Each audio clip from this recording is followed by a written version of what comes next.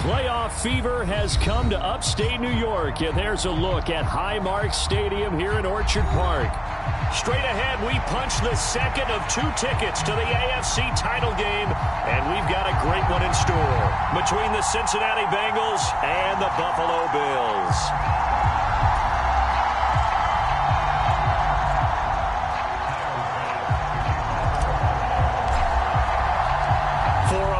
In the AFC Championship game, off we go in the divisional round of the NFL playoffs. And here comes a return from just beyond the goal line. And a nice return sets him up pretty good here right at the 30-yard line.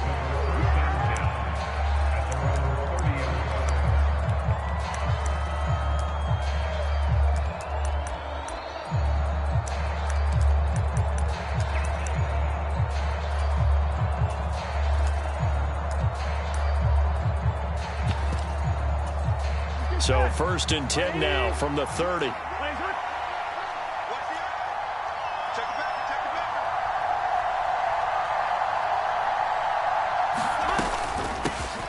Here's Joe Mixon as they start on the ground. And not a whole lot of room to operate there on the first down run. He gets maybe 3. Yeah, I don't know if it's exactly a win-win, but if you're on offense, you'll take that kind of a run, all right? It was kind of stacked up, found a little bit of yardage, and frankly, they're pretty close to staying on schedule on offense. The playbook is still open for the coordinator. 3 yards on that last carry. Here's 2nd and 7.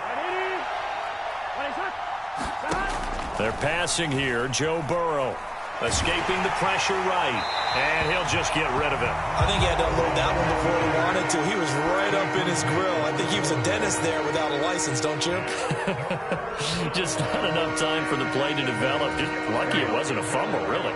A tough spot here on their opening drive. This is 3rd and 7. Now Burrow. It's hauled in by Brandon Cooks. And he'll go out near midfield at the 49. A Bengal first down on the 16-yard pickup there. I don't care how many times we say it. I still get a kick out of watching quarterbacks and receivers do the pass tree in pregame warm-up. But I always remember that when we go to practices, we see that after practices as well. They really tune it up, don't they? They tune it up. They know why they do it for these situations. First down. And they build that trust, and that's why they're able to find him in this type of a situation. Just one catch for him last week in the wild card win, but getting involved early here and picks up the first. Well, I think when they look at their offense, they think to themselves, weapons, weapons everywhere, and they want to move the ball around. They want to spread it to different people. But you absolutely know they want to get this man involved as well, and that's what they just did on that play. Throwing again, it's Burrow. To Mixon on the check down. And they're going to work this down to about the 32-yard line. And they're getting him involved early. You feel like they saw something on tape, or they just have a sense with him because he's had a good week of practice or something in that area that they want him involved. Just as you said, they want him to touch it either in the running game or the passing game, but they must like the matchups they're getting. Throwing again on 2nd down. Burrow. That's caught by the tight end, Irv Smith Jr. And they'll have it in the red zone before he crosses over out of bounds. His first reception of the divisional round matchup, but it's good for a first down as well. He's certainly done a nice job spreading the field on this drive, and here he finds his big tight end for good yardage. And that's what you have to do. Keep defenses guessing about where you're going to go with the football. Mixon with a first down carry. It's a pickup of 4, and it'll bring up 2nd down.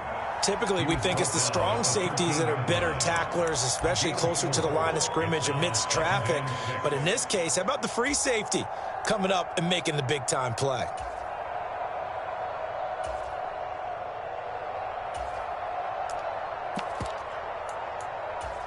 Following the pickup of 4, here's 2nd and 6. Now it's Burrow. This goes out wide for Mixon. Touchdown, Bengals! Joe Mixon from 13 yards out. And the Bengals are on the board first here in this division round matchup. Extra point by McPherson, up and good. And it's now a 7-0 game.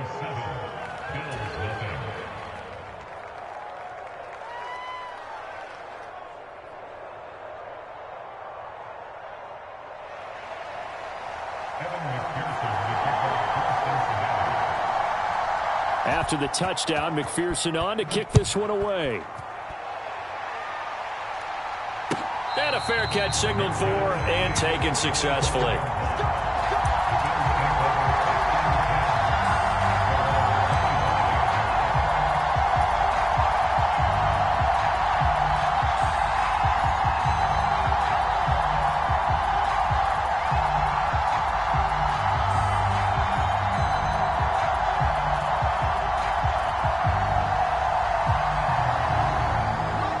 The Bills now with a 1st and 10 at their own 25-yard line. They'll run with a former member of the Crimson Tide, Damian Harris. And nothing much materializing there on the first down run. He'll get a couple, and that's it. Well, it's time for them to be good teammates right here. And what I mean by that is possess the ball for a little while. Get at least 2 first downs. Give their defense a chance to settle down a little bit after they give up a touchdown.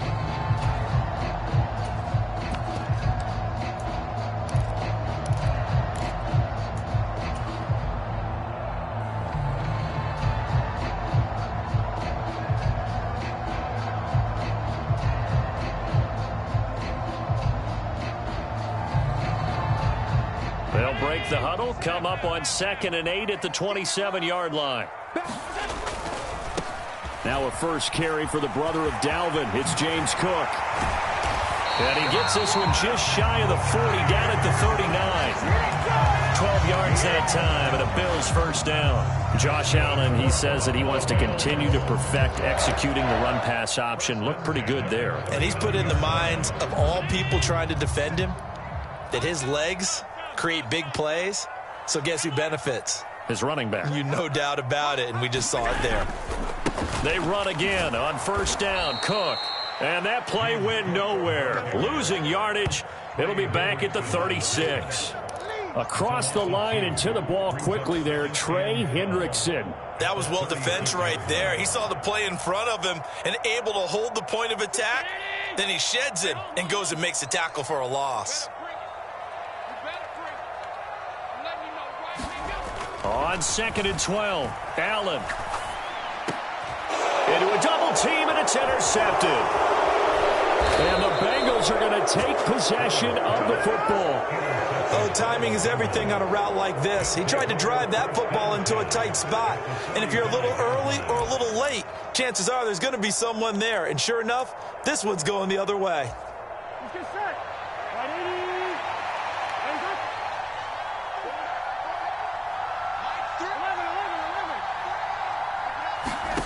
On 1st and 10, Joe Burrow dumps it off to Mixon. And he will go out right near the 35-yard line. Just about every quarterback is trained to really look downfield first before you come back and make a nice, safe throw. And in this case, that's exactly what he did. Found his running back, let him create some space, and it turned out to be a nice play for the offense. Burrow going to give this to Mixon. And this time not quite to the 30. It'll be down at the 31-yard line. 4 yards the pickup, first down. 2nd and inches is oftentimes an invitation for an offense coordinator to take a big shot downfield because he feels like he can come back on 3rd down and pick up the first down. But sometimes you just don't want to break tendency. Stay with what you are, stay with who you know, and go get the first down. That's exactly what they did. 12 yards that time and a Cincinnati first down. Consecutive plays now where that offensive line has really created a lot of space. And we've seen the confidence rise, haven't we? It borders on arrogance now, and that's that good arrogance, believing you can run the football whenever you get good and ready.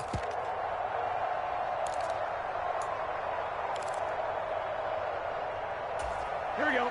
So from inside the 20, here's 1st and 10 at the 18.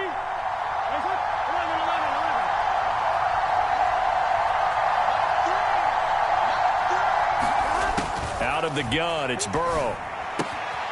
He gets this in the hands of Mixon. And they're going to get this down inside the 15. That's a good job there by the corner. We do talk about this a lot, that a lot of corners see their job as simply covering receivers. Tackling isn't everyone's thing. Here we go. But in this case, he came up quickly and made a nice, sure tackle.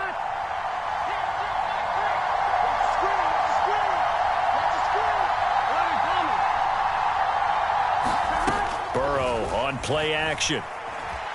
Flush to his right. But it's caught on the right side at Smith. And down inside the 10 here before he's out of bounds right around the 7. 2 catches now in this divisional round matchup. That one a first down. Here we go.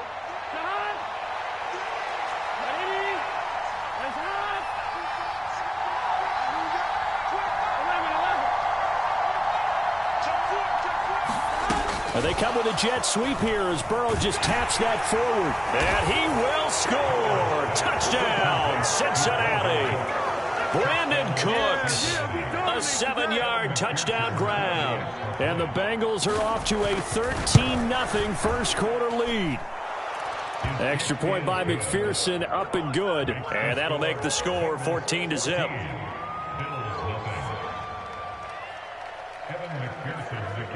After the touchdown, McPherson on to kick this one away. And no return on this one as the fair catch is signaled for and taken.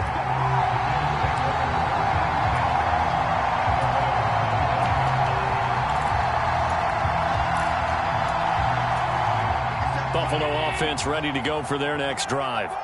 And they're in an early hole. The first drive, they threw the interception. That led to a touchdown, so decent-sized deficit early on. It is, but I think you hit the key words, early on. So they have to decide, do we even need to change game plan, or do we just need to execute better and try and get back in this game?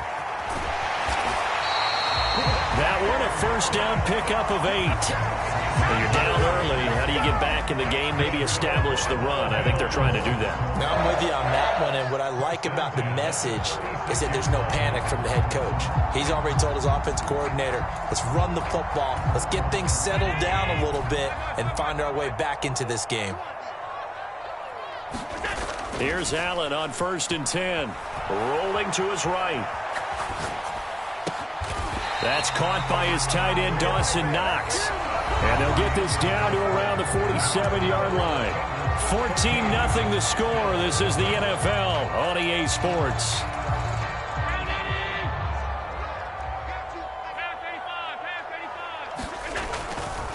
First down, here's the run with Cook. And he gets it inside the 35 and just shy of the 30. 15 more there, and they're on a roll. It's another first down. All right, I got to ask you, with these RPOs, essentially the quarterback has 3 options, right? So what's different from that versus the triple option that we see the service academies run at the college level? As a general rule, the triple option at the college level, most things are called outside of the quarterback faking it to the runner and then keeping it himself and maybe having a trail back. What I mean is, in the NFL, that option to throw the football all comes about organically. It's a natural deal based on reads. In college, if you're going to throw the football up a triple option, you've actually called that play. Consecutive positive runs for him on the last 2 snaps. He certainly appears to be trying to put the offense on his back and just move them down the field when his number is called. The way he's running it, I'd keep going back to him. On 2nd down, Cook. And he'll be brought down at the 21, just shy of the 20 in the red zone. 44 yards rushing for him now on just 6 carries to this point. But they're getting ready to go to work now in prime real estate after that last run. Found his spot and picked up nice yardage, didn't he? And now he's got him knocking on the door of the red zone.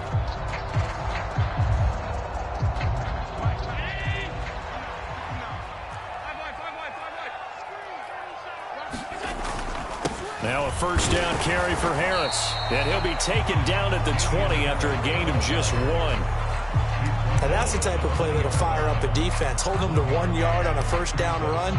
It'll be interesting to see if the offense decides to press the run at all or if they'll abandon it now after gaining only 1 on that play. Here's 2nd and 9, just a yard on that last run. And now they'll throw with Allen. And he's got his tight end Knox for a Bills touchdown. A 20-yard touchdown. And the Bills have cut it back within a score. good bounce-back drive right there through the pick on drive number 1. Drive number 2 leads them right down the field into the end zone. Agree totally. Excellent bounce back, tremendous poise, confidence never lost, and obviously he transmitted that to his teammates as well. What a really nice drive. Extra point by Bass, up and good. And that'll make our score 14-7.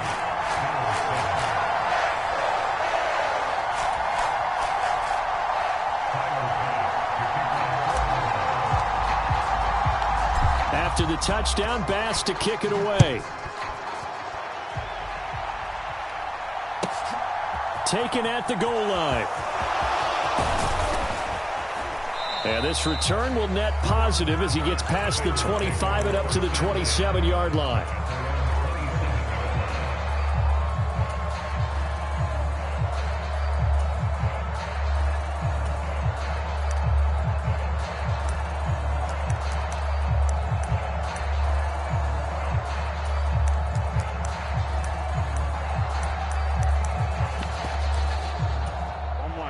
The Bengals drive about to get going.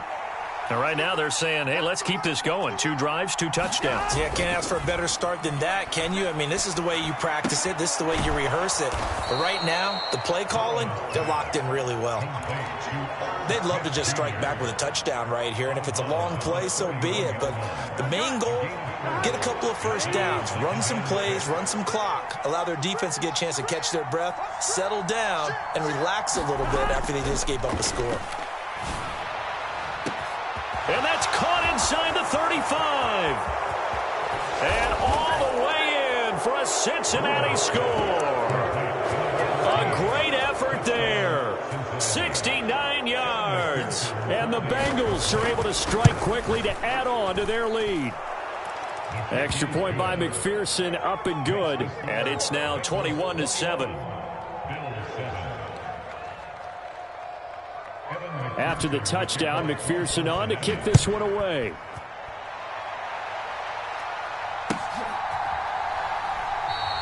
Hines opting not to risk it, and this will come out to the 25.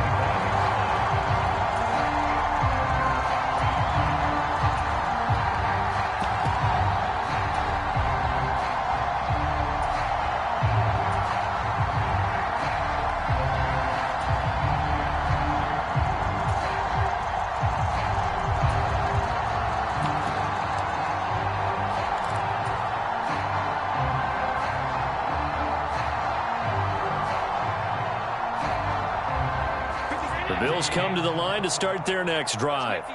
They've got to be a little shell-shocked. Down double digits at home in the playoffs. Still in the first half. They've got to turn things around quickly.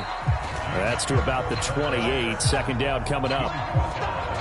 Not a whole lot there. The defense was ready, it looked, for that run-pass option. You get the sense that next time he has that opportunity, he may keep it himself and get to the perimeter. Probably owes his back a little bit of an apology on that one, huh? Here's Cook again. And he'll earn a couple of tough yards past the 30 to the 31. Watching that play unfold and watching him complete it brought back memories of doing all those pursuit drills to make sure you don't over-pursue and let a guy get a cutback lane on you. He did that very well. You praised him on tape yesterday for the angles that he takes to the ball. Took a great angle right there. In search of 4 yards here to pick up the first down.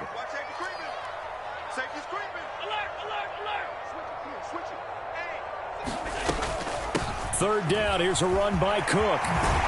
And brought down, but not before reaching the 45-yard line. 63 yards rushing for him now as he has been strong here in the first half of this divisional round matchup. I'm okay with the call there. In fact, I actually like it. I know they're down a couple of scores, but the running game worked in that situation. I would continue to go in that direction.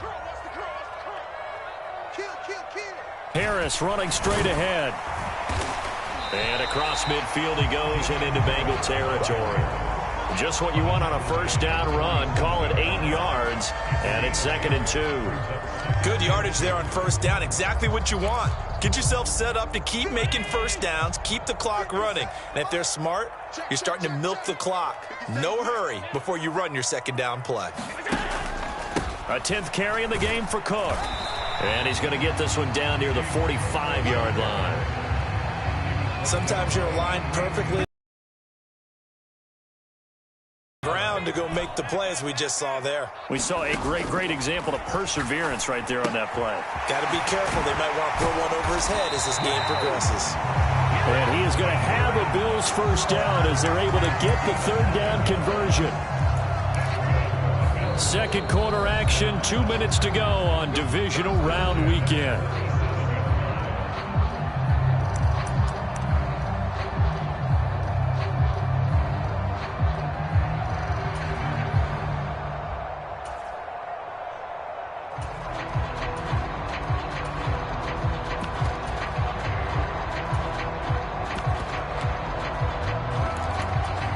Line of scrimmage, the 37 on 1st and 10. Give to Cook out of the gun. Give him 5 on the carry there, and it'll be second down. So they fake the handoff. Now Allen.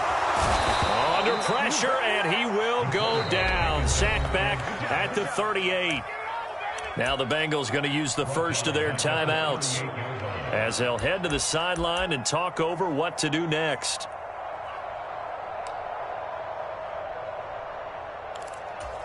So after the sack, Allen and the Bills with work to do on 3rd and long. Looking to throw. Allen. And he completes it to the tight end, Knox. And he's got another first down as the tackle's going to be made at the Bengals' 22-yard line. They give him 17 yards that time as that'll move the chains. Cook up the gut. And he is going to lose yardage here. Score that tackle for loss to the Wyoming alumnus, Logan Wilson. I think sometimes when you're trying to get after the quarterback, maybe it's better to be lucky than great, because I think on that one, he's just trying to get upfield and rush the passer. Instead, the tackle for the loss landed right in his lap.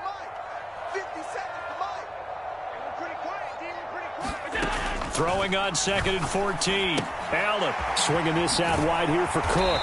And he'll get it down this time to the 17. Now the Bills are going to use the first of their timeouts as the clock will stop with 34 seconds to go before halftime. He's already proven to be a factor in the running game on this drive. Now he gets involved in the passing game. I think what we're seeing here is the modern version of workhorse in the NFL, being able to run it and catch it with equal proficiency. And a nickel look here for the Bengals as they try to defend this on 3rd. To the air, Allen. Oh, he brings it in off the deflection. And he's going to be brought down at about the 16. Now another timeout called for by the offense. So that means they're down to 1 remaining here as we head toward halftime.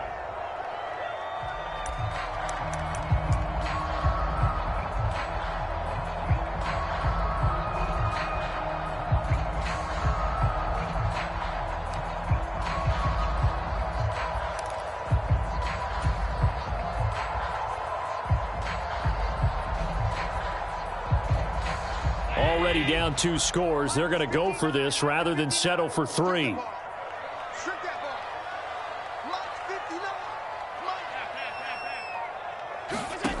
Allen. And this is caught for a Bills touchdown. Gabriel Davis, a 16-yard touchdown. And the Bills get a late score here in the final minute of the first half.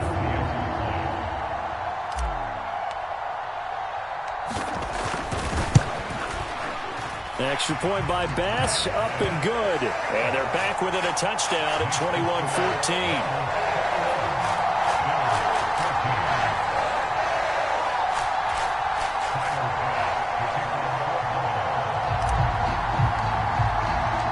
After the touchdown, Bass to kick it away. This fielded right at the goal line. And good coverage there on special teams as they'll get him down shy of the 20.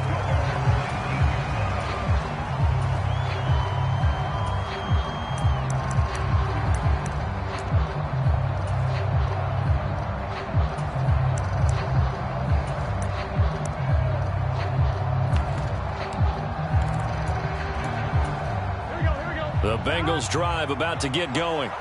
And the ball backed way up, so thinking with this amount of time on the clock, probably just sit on it, and we'll see these two teams go to the lockers. Yeah, I don't think you want to overthink it in this situation. Either side of the ball. Just go ahead and finish up the half and get on out and talk about it. Forced out to his left. Nothing open downfield, so he'll throw it away.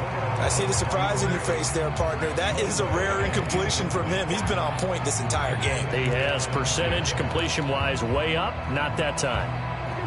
So now 2nd and 10 after the incompletion on first down. 12.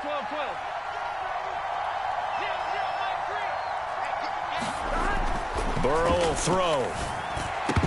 And that'll be incomplete with 11 seconds remaining now. Going with a dime look on defense. 2 extra defensive backs on the field and covered up essentially every blade of grass. That allowed them to disrupt the play.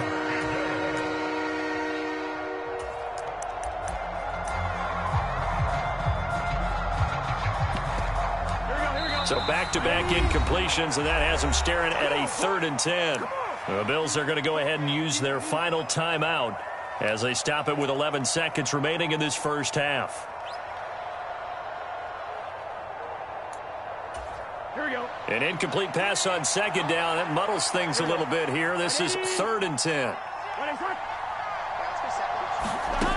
Here's Burrow. This pass complete to Higgins. And he is out of bounds right around the 34. Last week in that wild card win, only 1 catch, and now he's got his first catch here, and it's good for a first down. And this was a nice example of an offensive coordinator scheming his guy open. Just a little underneath route, just trying to free up some space, and it worked awfully well. Got him not just space, but plenty of room to run after the catch to pick up really nice yardage. So much about defending the pass is being able to be right there at the moment the ball gets to the receiver, and he was right in his hip pocket, helping force that incompletion.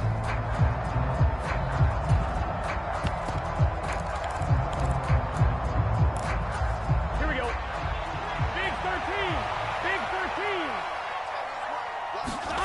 Final play of the half for Burrow and company. Open man is Chase, complete. So it's on to halftime in this AFC divisional round matchup. As we'll head down to Orlando, that's where we find our man Jonathan Coachman at our EA Sports Halftime Report. Coach, win or go home, that's the name of the game, and we're back underway with the second half of this AFC divisional round. And the half will begin with a touchback.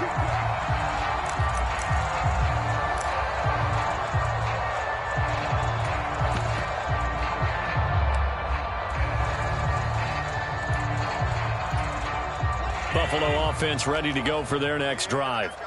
And Charles, that had to be an interesting locker room at halftime. This is a team that's had so much success this year. Haven't really had to deal with a lot of adversity at halftime, to be honest, but now here they are with their playoff lives on the line.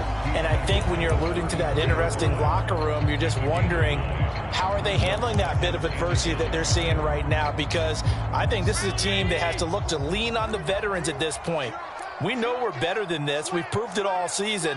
Let them disseminate that confidence through the locker room. But this opening drive, it'll be an important one for them to give them a little jolt of confidence moving forward.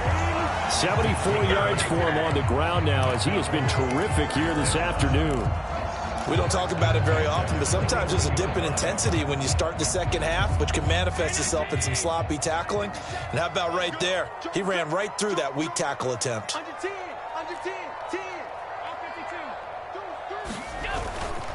Again, it's Cook. And he takes it past the 45 and down at the 46. 5 yards is the tally on first down. That brings up 2nd and 5. That's a really nice, tough run inside, and they gained 5 yards on it. And to be frank about it, most offenses don't expect to get 5 yards on a play call like that. So when they do, they go back to their huddle with a little pep in their steps. They're starting to think that they're starting to dominate the line of scrimmage.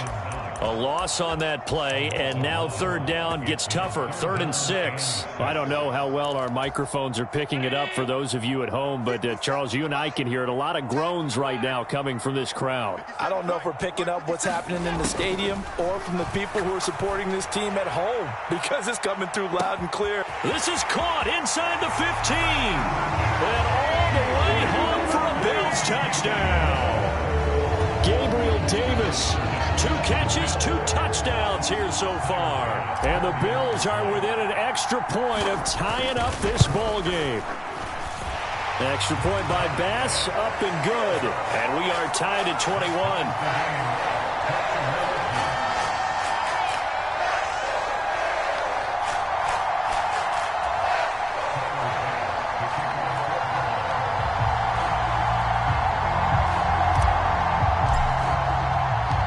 So we're right back where we started, all even as the kick's away. And that one bounces out of the back of the end zone, so we'll start the drive at the 25 on the touchback.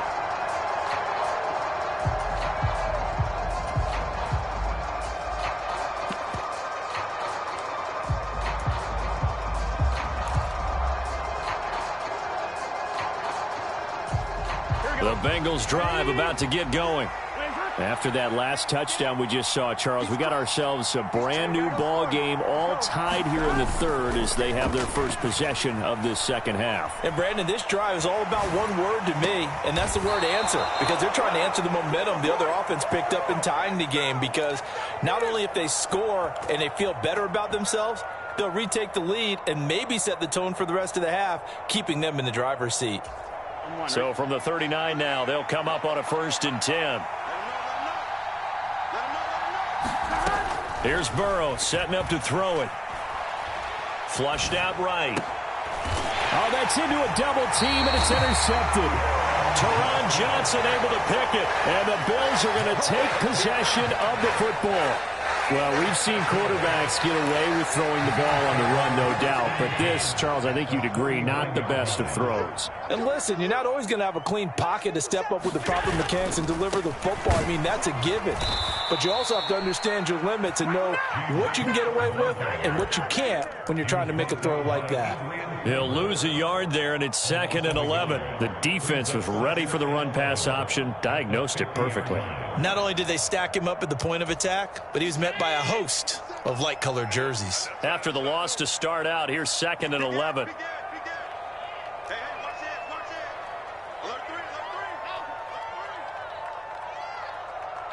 They'll send a receiver here in motion right. Another tote for the workhorse this afternoon. It's Cook. And some solid footwork there as he'll take this down to about the 38. 90 yards rushing for him now as he's carried it 16 times. Most of their damage has been done through the air. I mean, they've rung the bell 3 times with passing touchdowns, but guess what? Ground game has not been neglected. Nice little burst right there.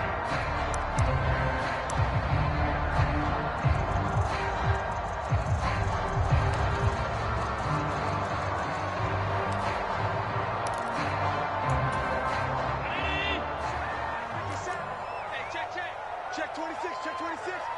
6 guys. Check 6 guys. Regular. They run it again with Cook. And he gets forward up the middle, but only for a couple. It'll be 2nd down. Certainly a nice job there by the defense rallying to the football and getting him on the ground. But I think the play gets made by the defensive front, because if they can't get upfield, their job is to go ahead and get low, almost get into a ball sometimes, stack things up, and make it difficult for the runner to find a hole. From the 36, Allen. And his guys will take over at the 25-yard line. Well, Charles, I know you appreciate seeing this great defense, especially with the heightened intensity of the postseason. These two defenses, they have risen to the occasion to force back-to-back interceptions. You know me well, Brandon. I always stand with my fellow defenders, and I love watching them make plays, and you nailed it. It's playoff time. This is when it matters most. Trying to shake off the interception. He'll look to throw. Looking for the out route here, and he's got Cooks. And he's out of bounds, able to take this one up to the 35. Ball up to the 35 now as they come up on 1st and 10.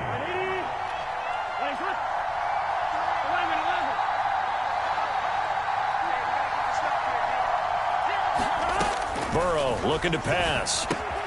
There again is Cooks, complete. From the 39-yard line, here comes 2nd down and 6. Now it's Burrow. He's going to wind up and air it out. And it's intercepted. Picked off by Jordan Poyer. And the Bills are going to take possession here at their own 6-yard line. So the deep ball giveth, and now the deep ball taketh away. And you're getting deep on me here. I like that. Going to the next level in what you're thinking. And when you think about all the success he's had throwing the football so far, sometimes when you're doing that, you think you're invincible out there. But he was given a cold dose of reality on that throw. The Bills come to the line to start their next drive. They start the drive with Cook. They got the ball now following a big play, keeping the other guys out of the end zone. Now they'll start deep in their own territory, 1st and 10. The tackle there by Jermaine Pratt. The last run good for 2. Here's 2nd and 8. Now Allen. That'll be complete to Cook. And they'll get him down up past the 15, just shy of the 20. 11 yards and a Buffalo 1st down. I'll tell you what, a lot of those mid-range throws have been available because sometimes teams get too concerned about the deep ball and they leave too much space in front of them. And these guys have been taking advantage so far.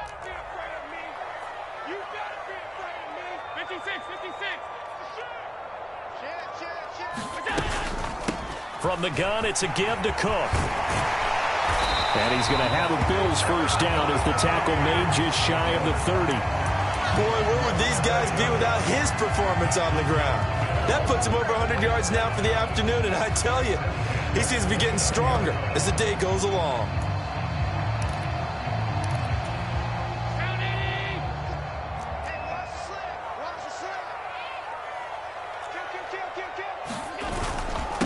They hand this off to Harris. And he gets this to the 35. Good for a gain of 5. Well, they're hoping that the second half is better for him than the first half. They've got to find a way to get him going. He's a big part of their offense. After the pickup of 5, here's 2nd and 5.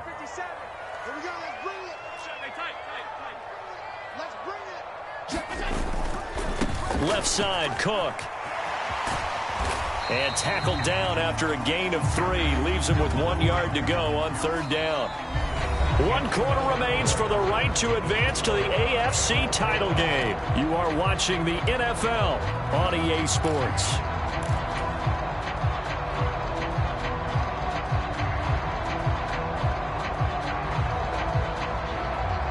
And this offense on 3rd down today, they've been near perfect. 4 for 5 to this point. They're up against a 3rd and 1 situation. Trying to pick it up on the ground with Harris. And he is going to have a Bills 1st down as they're able to convert, albeit not by much, on 3rd and a yard. Hasn't been his best afternoon on the ground, far from it, but a critical 3rd down conversion. This afternoon just got better. All right, you're exactly right. It hasn't been his best in terms of yardage, but that run there, that's the one your teammates look to you and go, okay, that's what we want from you. That's what we need. Now they have a chance to keep moving forward and a chance to win the game.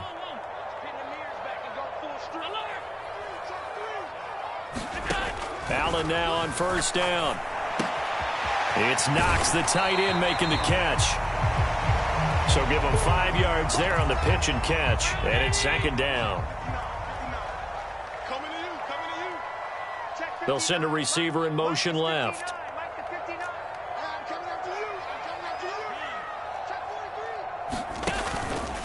Up the middle, it's Cook. And he'll get it out to midfield. Looks like, yeah, they'll spot it right at midfield at the 50. They got 5 through the air last play, now 5 on the ground. 1st and 10. And that's a nice pickup of a 1st down on that 2nd down run. And at that yardage gained, they can run that play on any down.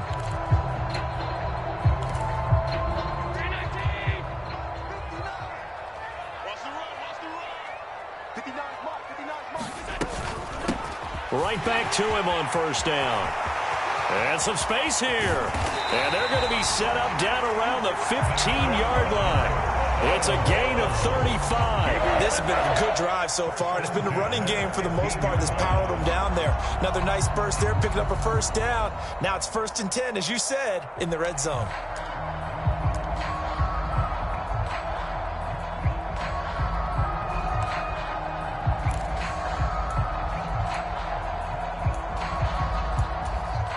So after the big play, look at this, all the way down at the 15 now on 1st and 10. On the give, this is Harris. And he's brought down just outside of the 10 at the 11. Call it a gain of 4 on first, and that'll make it second down. Not a run that you're going to write home about, but still a good first down run. That's what an offense calls staying on schedule. 3 to 4 yards on first down, you're set up very well for the rest of the drive.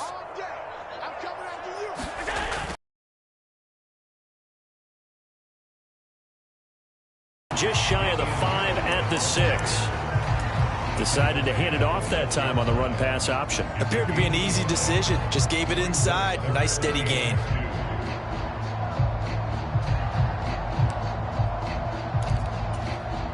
They'll come to the line, needing only 2 yards to gain the first here.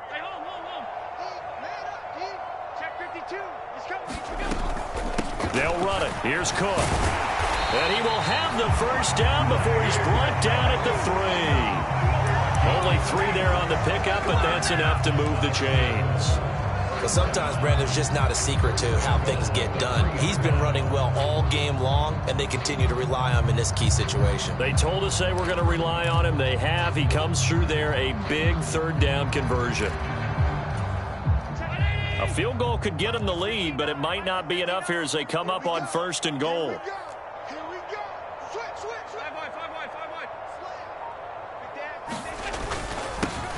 Harris will take this over the line. Touchdown, Buffalo.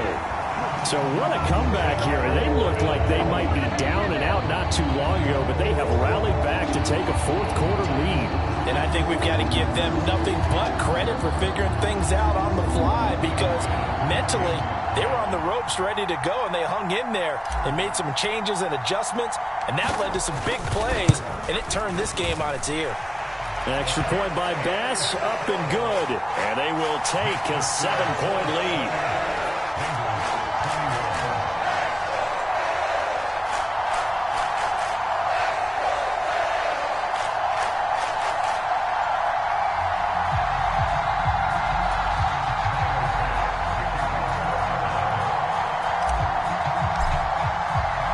After the touchdown, Bass to kick it away.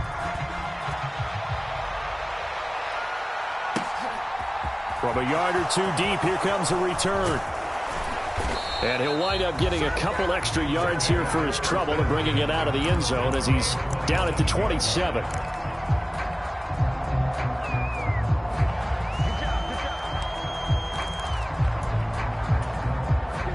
The Bengals drive about to get going. And this could be the defining moment of their season, all hyperbole aside. You're trailing here in the fourth quarter, the divisional round, and they need to come up with something as they get this drive started. And that is incomplete. Now the coverage a little too good there, and it's second down. From the shotgun, it's Burrow. And that's complete to Cooks. And past the 40 before he's out of bounds. 5th catch of the afternoon, and that gives him a first down. I like the design that we're seeing right there. This is what they need. Down by a touchdown here in the 4th. They just need to keep working their way downfield, and when they see openings, take their shots. Throwing now, Burrow on first down. He'll find his running back, Joe Mixon. And they're going to get this up to midfield. Right there, he rose to the occasion late in a close game. It's something he thought about, dreamed about, and worked on throughout his career. Because in these types of situations, he wasn't going to allow extra coverage to keep him from getting the football. And he'll take it down shy of the 45 at the 46. 4 yards the pickup, first down.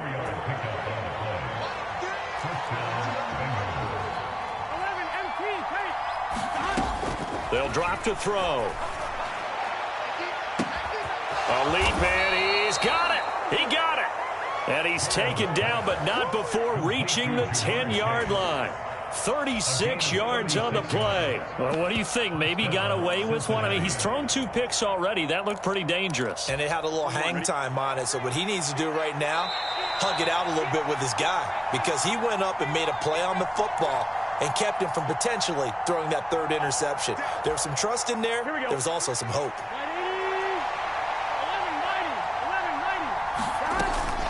Mixon with a first down carry. And he gets halfway home from the 10 to the 5 on a pickup of 5. And now right out of the 2-minute break, we'll get a timeout used defensively with 1:56 to go. They've created a nice sustained drive off of plays like that. A nice strong run there that keeps them advancing the ball. The first down run got 5. Here's 2nd and 5. Again, it's Mixon. And he gets halfway there from the 4 to the 2 on a gain of 2. Now the Bills will use the second of their timeouts. That'll leave them with just 1 remaining in this 4th quarter of play. Well, that call makes sense because they've been throwing it well on this drive, and once again they show passing formation, showing the shotgun. Then they ran out of it. That's a nice play by them defensively, though, to hold it to a short gain. They give to Mixon to try to pick it up. And he is in. Touchdown, Bengals. Joe Mixon with his 2nd touchdown of the afternoon. And the Bengals are an extra point away from tying this game here in the final minutes. They do tack on the extra point as well. And we are tied here in the 4th quarter.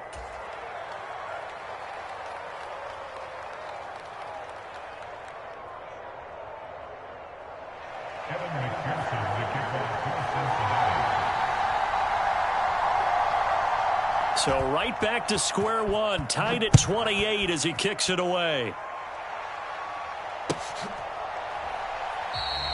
And no thought of a return here for Hines.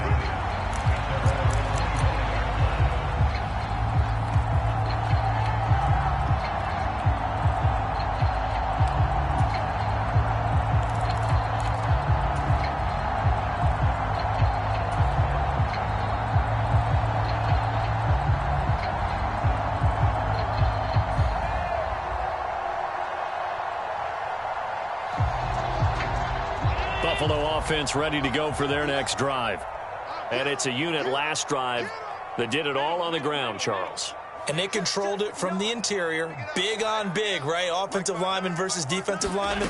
But, you know, in order to keep the football moving downfield, other people have to get involved as well. Your wide receivers, your tight ends, lead runners, anything that you have possible to get in front and keep the ball moving. And now the defense may be looking out for a pass coming up.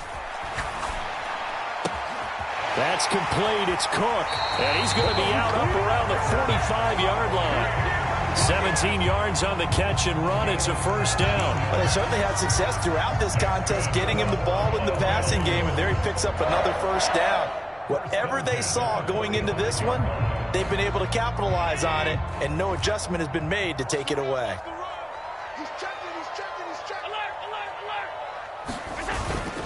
Now a first down carry for Harris. And across midfield he goes and into Bengal territory. Now the Bengals going to use the first of their timeouts as they'll talk things over prior to this upcoming second down play. I think we can safely say that those types of plays are the backbone of this offense. We know not every run's going to be a big hitter, but you know they'll take that type of result on each and every attempt. They'll bring a receiver in motion left.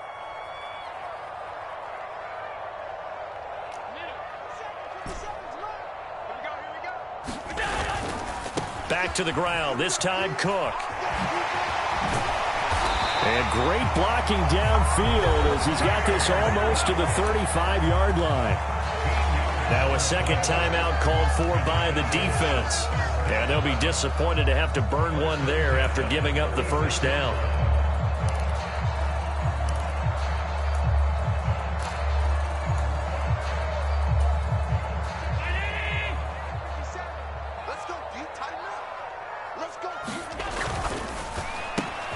Allen going to fire quickly and get it to Diggs out wide.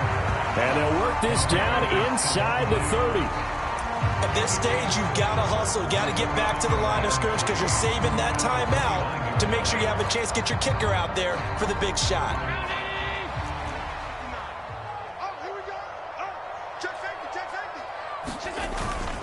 On second down, this is Harris. And they'll be inside the 25 now at the 24.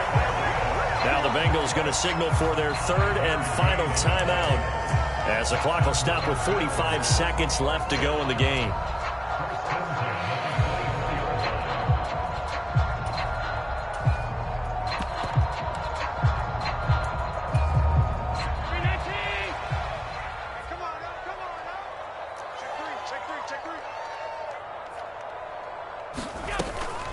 first down. Here's the run with Cook. And he doesn't quite make it, taking it within an eyelash. Dropped at the 1. 23 yards on the pickup there and a first. Probably had 60,000 thinking pass right there, including us in the booth. Yeah, no doubt about it. That was a big call, big guts on that one. And guess what? That run, it'll pay dividends. A game-winning field goal would be a chip shot from here. Let's see how they play it on 1st and goal. They'll run with Cook. And he's in for the touchdown. And in the final second.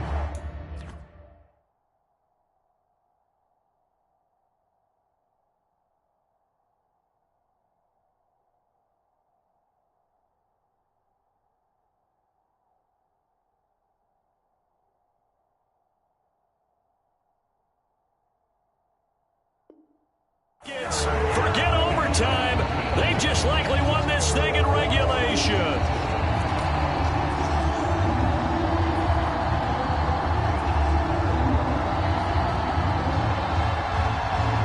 Tyler Bass now for the point after.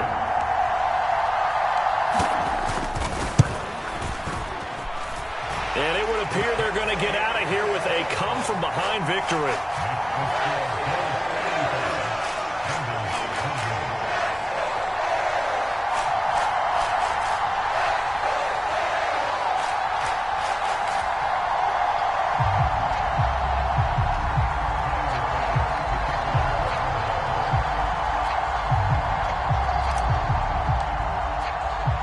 After the touchdown, Bass to kick it away.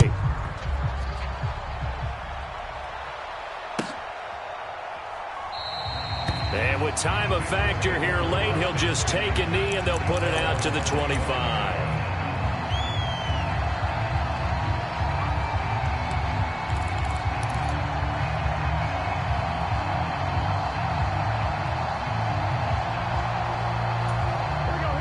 The Bengals drive about to get going. This drive here beginning probably with a pair of motivated groups. Remember, the offense scored a touchdown on their last time out, looking to repeat that in Charles's defense. They were very frustrated after giving up 6 the last time on the field. And frankly, it's just a battle of wills in a lot of ways because you know they're both motivated. They both game plan for this drive, and they both have specific outcomes in mind. To me, it just comes down to who can execute better and which side can step up and assert its will over the other. Now a desperation throw deep downfield. Oh, he forces one there. It's a potential dagger as it's intercepted.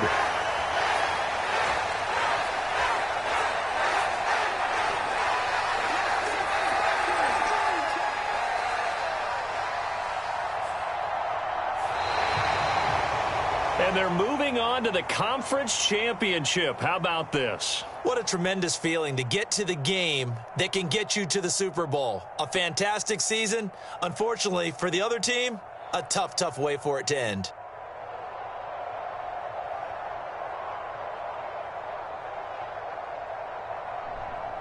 So that'll do it for us. For Charles Davis and all our crew, I'm Brandon Gaudin. You've been watching the NFL on EA Sports. With that, we say so long from Buffalo.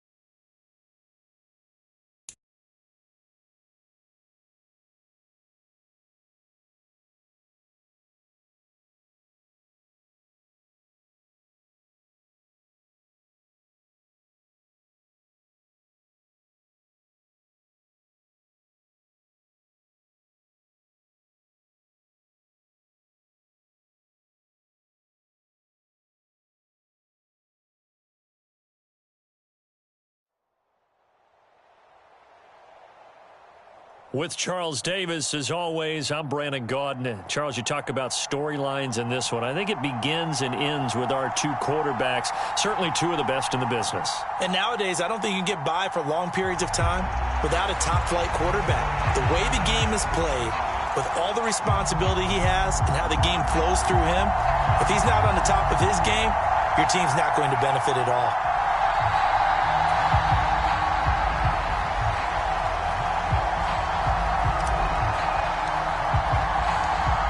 The kickoff unit is out on the field, and they will send this one away. From the 6. And he won't get this to the 20-yard line as he's down at the 19.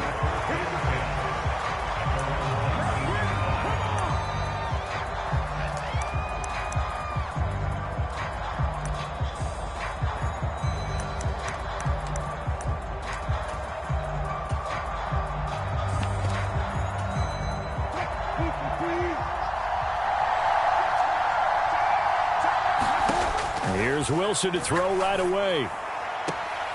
Throw right side is going to be caught by Judy. And able to get this across the 20 before going out of bounds. 4 yards the result on the first play from scrimmage. Second down. To throw is Wilson. Throwing left side, he's got Gronk complete. And he gets this up just shy of the 30 to the 29 before he's out of bounds. That's a staple of this offense. Drag route to the tight end. Yeah, he was unable to use his size to break off much more yardage after the catch, but still an effective gain nonetheless. And this is caught. First catch by Brandon Marshall. And he'll be taken down, but he does have first down yardage. That gain of 9 buys them a new set of downs. Got to say, I was a little surprised to see him, Charles, come out in the shotgun on third and less than a yard. Yeah, but the way the NFL is nowadays, we hardly ever see anyone really run for it on short yardage. So they're going to throw the football more times than not. That was a nice, easy rhythm throw right there, and they pick up the first down. And that one goes for about 6 as he's taken down just shy of the 45. 6 yards on that last play. Here's 2nd and 4. A quick burst there, and he nicely bit off a pretty decent gain. From the 44, Wilson. For Marshall, that's complete. A gain of 5, good enough for the first down. Well, they clearly wanted to come out, Charles, and be aggressive throwing the football, and they've been pretty efficient along with that aggressiveness. He's now 4 of 4 on this opening drive. Yeah, and that's led to a fresh set of downs. I like what he's doing back there. You can tell he's at ease. Feels good about what he's doing. I think if I'm the play caller, I'm reading that, and I'm continuing to let him throw the football. 8 yards on the pickup, and now they'll have some options on 2nd and short.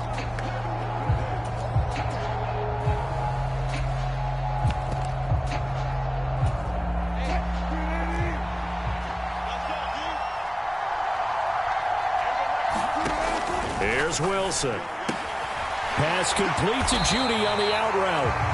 And they're going to work this down to about the 32-yard line. And the pocket's been protected pretty good here so far in the opening drive. We always talk about confidence in runners and catchers and quarterbacks. How about the protection detail? They're not allowing anyone near the guy throwing the football. Now here's a throw right side taken in by his tight end. And he gets it all the way down inside the 10 and mark him at the 5. That's good for 28 yards. A lot of precision being shown on this opening drive. They've been methodical, they've been crisp, and as a reward, they're going to be set up with an early 1st and goal. They'll try to run it in with Murray. And this time they were waiting for him as he'll be knocked down before he can get back to the line of scrimmage. It's a loss of a yard there, and now 2nd down. An interesting and intriguing decision there defensively because they kept extra DBs on the field despite seeing the multiple tight end look that came out for the offense. I thought they were going to switch out of it. I didn't know if they felt they didn't have time or what the case was. Well, in any event, the extra speed allowed for great penetration as they stuffed that one behind the line of scrimmage. It's been a good opening drive offensively thus far, but you know they don't want to waste it and settle for a field goal attempt after that incompletion. So this is a big play coming up here on 3rd down. On 3rd and goal, Wilson. And he's going to be dropped. back at the 15-yard line. And Nick Bosa so quick on the outside. He gets in there to bring him down. Well, it's about how teams are so competitively matched, and you just want to make those plays that give you an advantage. How about right here? The difference between letting them score a touchdown versus holding them to a field goal, that's absolutely huge with the play he just made. And you know he hated taking the loss there on third down. And oh, it'll be intercepted. Picked off by Tyson Campbell. Not something you see very often from a quarterback of his caliber, an opening drive interception. Oh, there's no doubt in my mind that even he's surprised at how that one played out. But we know this guy is not going to stop him from continuing to fire as this game goes along. Probably give a little nod of respect across the field for that one and let him know he'll be back the very next series. Beginning on the ground with Patterson. And they'll get 8 out of this before being stopped at the 28. No score after 1 on EA Sports. And there we saw one of the downsides of blitzing during a rundown, because sometimes you get out of your gaps. You don't fit the run quite as well because you're headed towards the ball carrier with abandon. A short gain here, maybe a yard to the 29. And this is why aggressive defensive coordinators love to blitz. It wreaks havoc because they end up taking their attention to the blitzers, freed up the D lineman to make the play. And I see an extra defensive back on the field. Little surprise here on 3rd and 1. They'll run with Patterson. He is going nowhere as he is enveloped behind the line. Call it no gain there, and it leads to a 4th down. So opening drive, 3 straight runs, unable to pick up the first. I know the fans want to see first downs, but guess what? The coaches have reasons for what they're doing. Sometimes they've scripted it, and some of these runs, while they haven't been successful now, they may be successful later on. Trying to get it to Beckham, and it's intercepted. And this return is going to be halted right around the 28-yard line. Well, when I saw the pressure coming at him, that just looked problematic. Hit him as he threw it, and the interception ensued. Let me pay homage to the man who stood in this spot before. He always talked about how much pressure is in the face of a guy, and can he step into a throw. And when you can't do that, oftentimes interceptions result. And that's good for a pickup of 10 yards, and that'll leave him with a second and just a few inches left.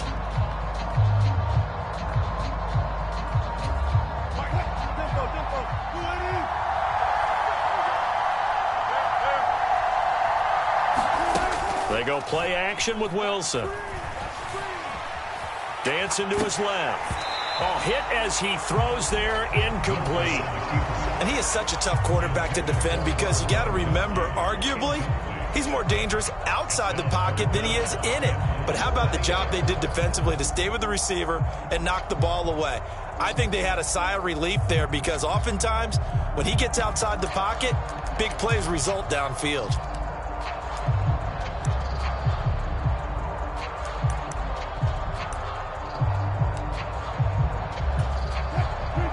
An incomplete pass on 2nd down leads us to 3rd and inches.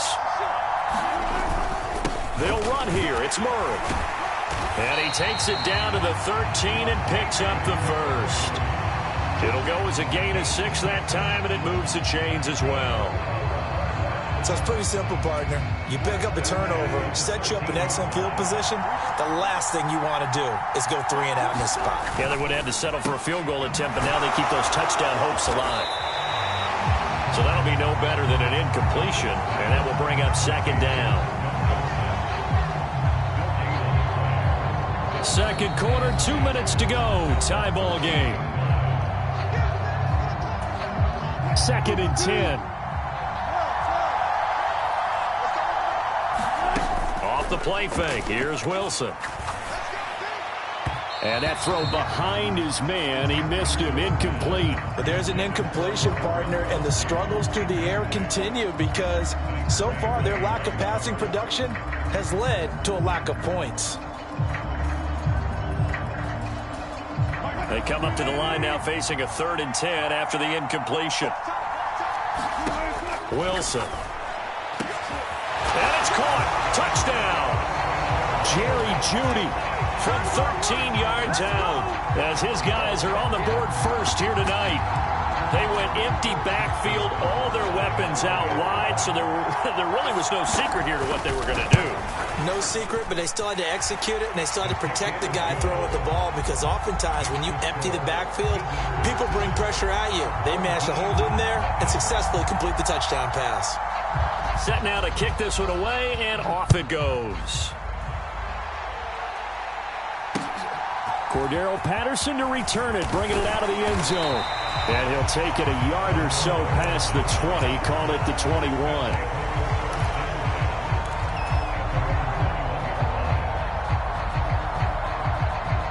The offense now at the line, ready for their next drive.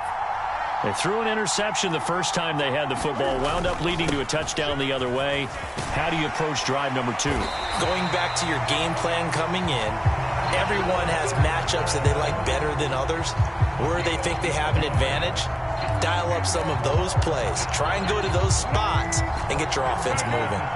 So they'll come up 1st and 10 now from the 33. Sliding out of the pocket. And that is going to be incomplete as he led him a bit too much. Well, you know me, whether you need it or not, I'm going to give a little unsolicited advice. Just throw it downfield out of the pocket only if you're absolutely sure. Otherwise, use your running ability and try and get those yards a safer way. Cam's throw complete there to Beckham. On the move past the 40. And he is out of bounds inside the 35. The catch and run going to wind up netting him 33 yards. So the big play changes the complexion of things. Here's 1st and 10 just outside the 30. And now we're going to get a timeout here called by the defense. And they'll be disappointed to have to burn one there after giving up the first down.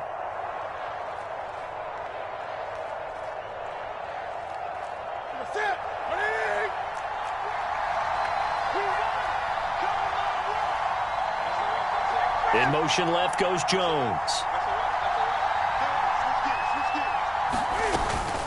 1st and 10, it's Patterson.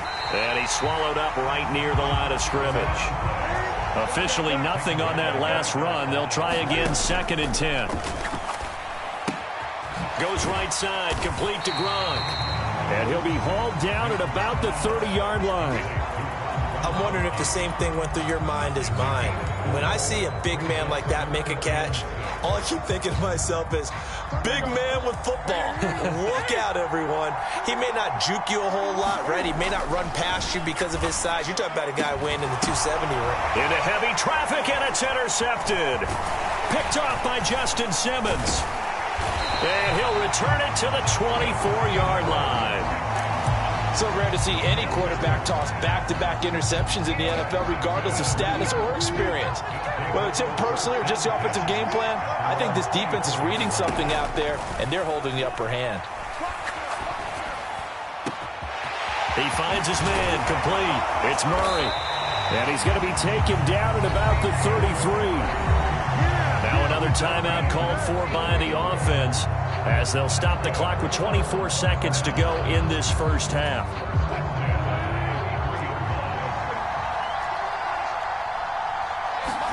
On 1st down, Wilson. And that is caught. It's Davis. And he'll be taken down at about the 22-yard line. 12 more yards there and another 1st down. A lot of tight ends just use their size and their strength, try to occupy some space and kind of body people away and catch the football. But not this guy. He's a refined route runner. Makes me wonder if he took some dance classes in his background with his footwork.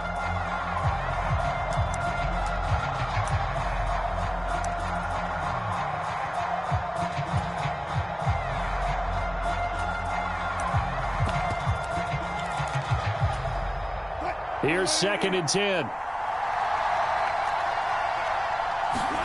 Again, Wilson. And that will be incomplete. 4 ticks left here on the clock. Well, every point certainly counts at this stage of the game. But after driving so far, you absolutely know they want to finish it with 6 instead of 3.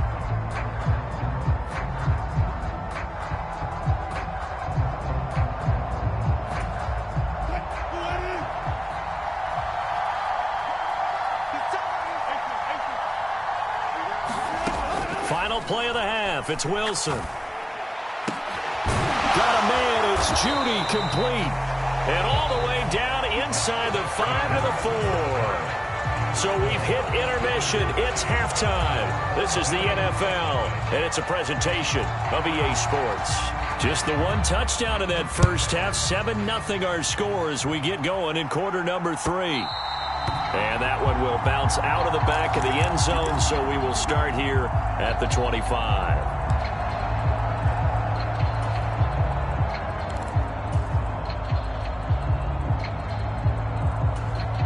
The offense back out there at the line, ready for their next drive.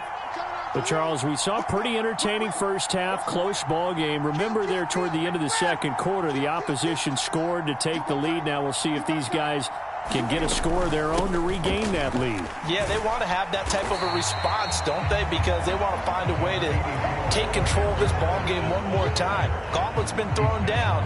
They want to see if they're ready to answer it. I have to think a major focus of the halftime meetings had to be figuring out how to create space for the running game to get operating. Well, what you pointed out to me at half seems accurate. That line has struggled to sustain blocks. Yeah, I would agree with that totally. They've got to focus on staying on their double teams at the first level, make sure that block's secured before they slide off and try and chip someone at the second level. And they get to Newton and take him down for the sack.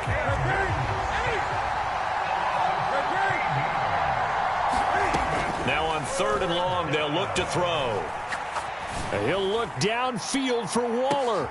And look at this. Cam Newton intercepted a 3rd time.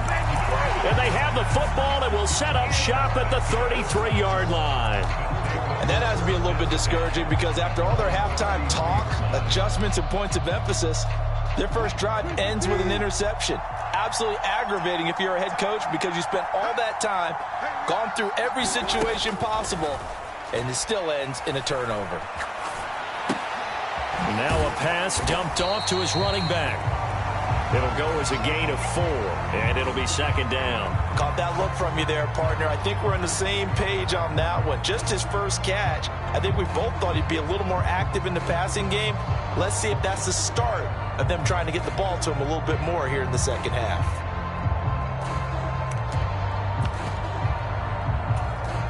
From the 37, they work on 2nd and 6.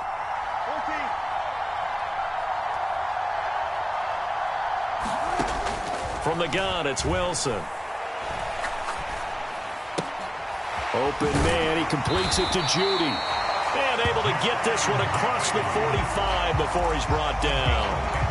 They call his number again. It's his 6th catch and a 1st down. And a good quarterback facing zone coverage. If he has just a little bit of time to survey the scene, that's what's going to happen. No doubt about it. If there's no pressure, he's going to continue to pick them apart because he'll have all that time to find someone open downfield. You can only cover for so long. So maybe they want to go to a zone blitz scheme, get a little bit more pressure. Remember when Carolina did that against Denver? They lost the game ultimately. They dropped the defensive end out, and he ended up with an interception in that game in Super Bowl 50. Maybe some sort of scheme like that to try and get more pressure at the passer. On 2nd and 10, Wilson. That's going to be caught by Judy. And he's able to take it across midfield before going out of bounds. 4 yards the gain, and it'll bring up a 3rd down.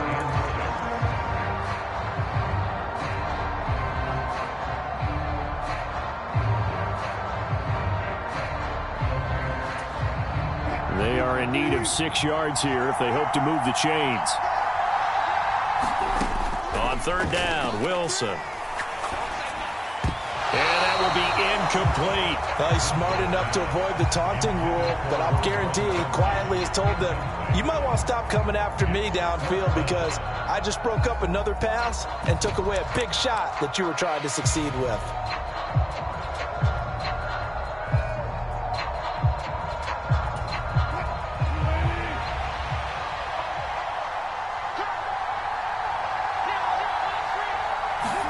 They're going on 4th down. It's Wilson. They're looking for Judy, but it's intercepted. Picked off by Pat Surtain. And a great return as he gets this all the way down close to the 30-yard line. So that changes things. You get the interception, and then to boot, a good return tacked on. And really it was down to him versus the quarterback on the return, and that's one you would think the defender would win. But a nice job there of seeing the play all the way to the end and making the tackle by the QB. And it's been like this all night long. Nowhere to run as they stop him behind the line. Officially, it's a 1-yard loss. That's going to bring up 2nd and 11. This defense is just flat getting after it. They have not given up much of anything in the run game. Case in point right there. A loss of a yard there to start out. That leads to a 2nd and 11. Now it's the first involvement on the ground for the backup running back. And this play will be blown up. He'll lose yardage back at the 38. That's going to go down as a loss of 5, and it brings up 3rd down. Well, we saw a lot of negative plays that resulted in plenty of lost yardage in the first half, and that trend is continuing here. A 3rd down now. Those last 2 plays indicative of how things have gone for them. Just nowhere to go on the ground and struggling to put up. Rush coming, and he's taken down. It was Dion sprinting in on the corner blitz for the sack. Brandon, what I remember most about playing with guys who knew how to rush the passer, they would just tell you, just cover people for me, just long enough for me to get there. And that's exactly what happened on that play. And here's Gillen on now to punt as he gets this one away. That'll be out of bounds, and how good was that? They'll say the 3-yard line. That's where they spot it. And that hurts. If it was running into the kicker, wouldn't be a first down. Roughing, it is a first. And just think about the differences between the two. Running into the kicker almost feels inadvertent, just a small tap, so to speak. But when you rough him, usually bodies are hitting the ground and flying all different places. And the difference is 5 yards or 15. And in this case, that's a big play.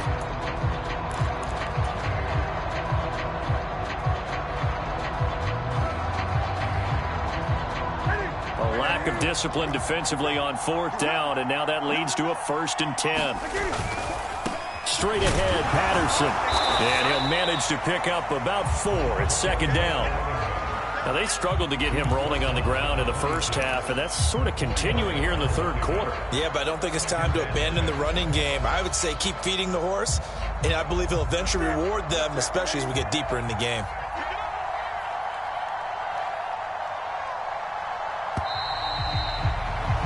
And as they come to the line, they will not be able to get off another play as time has run out on this 3rd quarter. You are watching Madden Ultimate Team on EA Sports.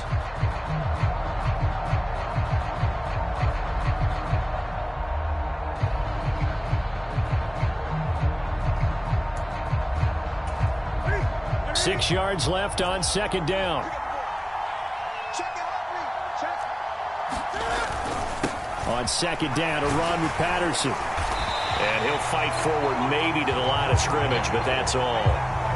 No gain on the play there, so they're left with a 3rd down and 6. Seems pretty obvious defensively a key was stopping the run game. How have they done it so successfully? To me, it seems that these guys really did a nice job of paying attention during the scouting report meeting. And you know, Brandon, when they do those, they talk about the top plays that these guys like. Blitz coming, and down he goes. Justin Simmons firing all the way in from his safety position. I know nowadays they give a lot of guys different things when they get to the sidelines after creating a big play, but just throw a cape on this guy because he single-handedly ended multiple drives. Interception earlier, sack on 3rd down. Really should have a better game plan installed for how to contain him because he's affecting this game in so many ways.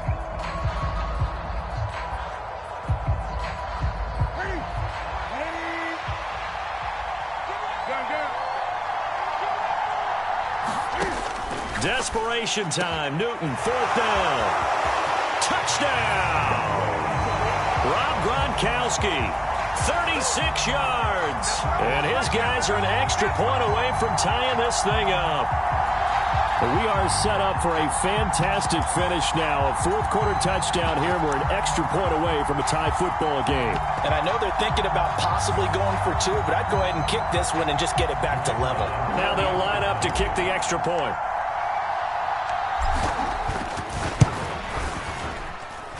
And no no sweat. He puts it through, and we are tied here in the fourth.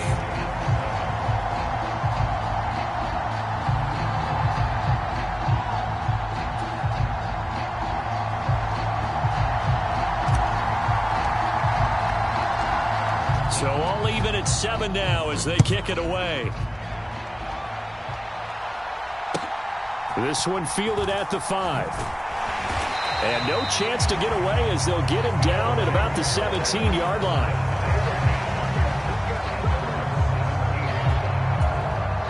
The offense now at the line, ready for their next drive. Well, they just gave up the score to tie it. That's the bad news. The good news, plenty of time in this fourth quarter to try to grab that lead back. And this will be incomplete. Physical play on the football there, and it's second down. He did a fine job there of not hitting him before the ball arrived, and I've got to tell you, you can often mistime that play because of the angles of approach. When you're going to get him, sometimes you panic as well and think, I've got to be there right now. Instead, in this case, timed it perfectly and knocked it free. 8th catch for him now. He's been a big factor. And it's a first down. And partner, in a tie game in the fourth quarter, you and I both know in the NFL, that's when you lean on your stars. And he came through with a nice catch right there. From the 32 now, here's 1st and 10. They'll run it left side with Murray. And this time they were ready for him as they'll stop him right at the line of scrimmage. He'll lose a yard there, and it's 2nd and 11. With his size, he's a tough man to bring down, but they do a nice job there stopping his progress and not allowing him to get back to the line of scrimmage. Looking at a 2nd and 11 now after the loss. Now Wilson. He's got a man. That's Marshall. 9 yards, and that leaves him just short, so it'll be 3rd and less than a yard.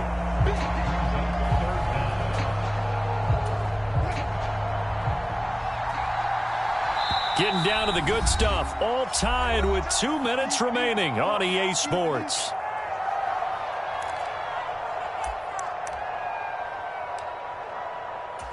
The battle in the trenches never more important than right now. This is 3rd and inches.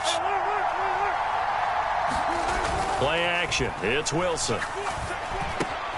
And that's complete to Davis. And they're going to get this up to midfield.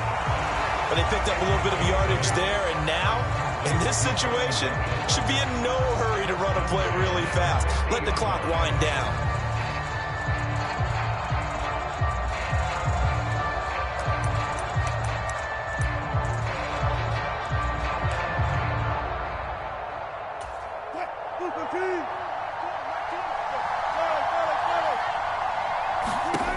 Wilson to throw. That would almost intercept it, but it's incomplete. Not a good throw there, and it'll be 2nd down. So he's unable to complete it there, and just not the game that you would expect from him. He's been off the mark really start to finish. Yeah, it makes you wonder what exactly is going on. Is he a little bit dinged up here, or is he just off just by a bit?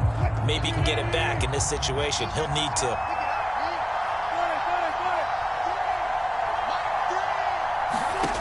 Throwing now is Wilson. Letting one go deep here for Gronk. And this is going to be intercepted.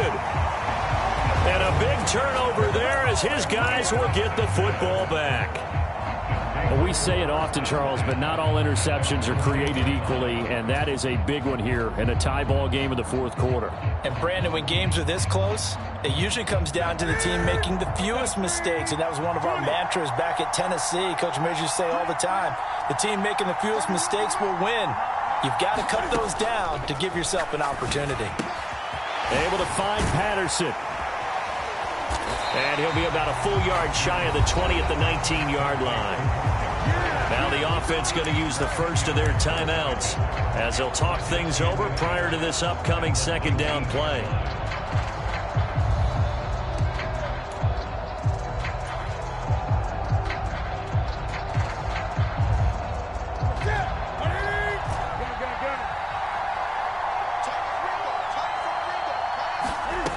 Now Newton. Connecting with Johnson, and they're able to get this one across the 35. It's a pickup of 17 and a first down. Haven't heard much from him all night, but welcome to the party, making his presence felt in a big way. They've kept him under wraps all night long, but boy, did he find a great time to bust out. And this winds up a gain of 4 to the 41. Partner, they're clearly saving those timeouts, but they still have to work with some urgency to put themselves in the right position.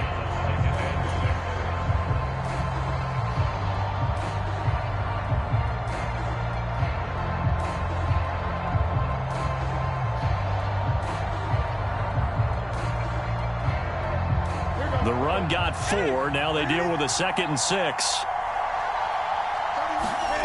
Throwing is Newton. Looking right sideline, but it's incomplete. Now we're in the situation where the quarterback's got to take full charge of his huddle. Got to totally command it, make sure all eyes are on him. All focus is locked in. Got to call multiple plays and go over different situations and scenarios to make sure everyone is on the same page.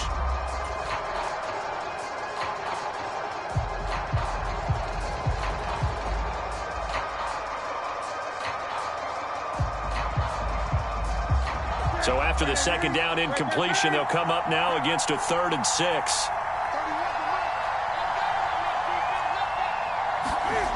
Newton. And this is going to be intercepted. Picked off by Justin Reed. And they are going to set up shop at the 40-yard line.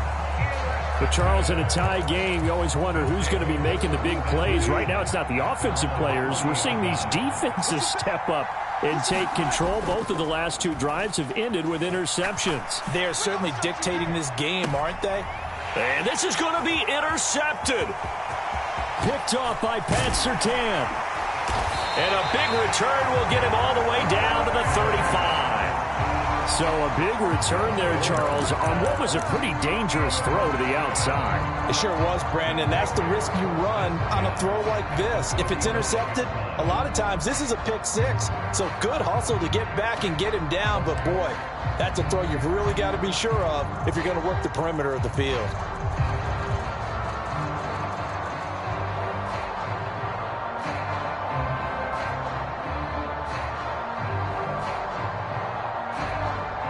Ball up to the 35 now as they come up on 1st and 10.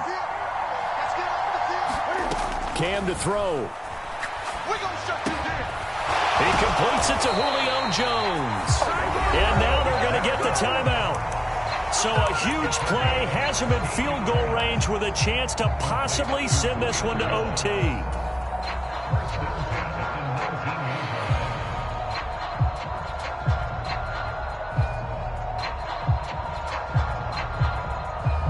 So now it all comes down to the left foot of their kicker. His first attempt of the night here, and it's a big one. It's for the win. And his kick is right there. It's good, and it's celebration time on that sideline as they have taken the lead in the final seconds. And you know, in an era of cost-cutting and maximizing your roster, this is a club that does not skimp on special teams, and in these situations, it pays dividends. And that's great vision by the organization. When the difference between winning or losing depends on who you have kicking the ball, would you rather have a street free agent out there or a solid pro like this? Answer's pretty evident to me.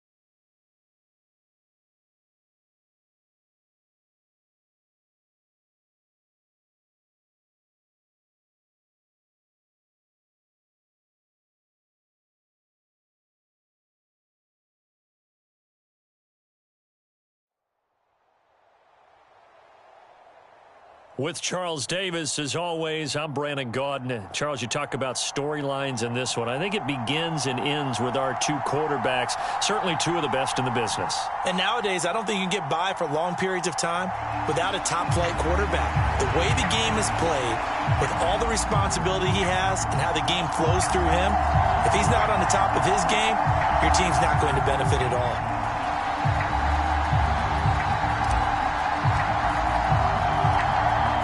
The kickoff team on the field now as they will send this one away. Taken in at the 3.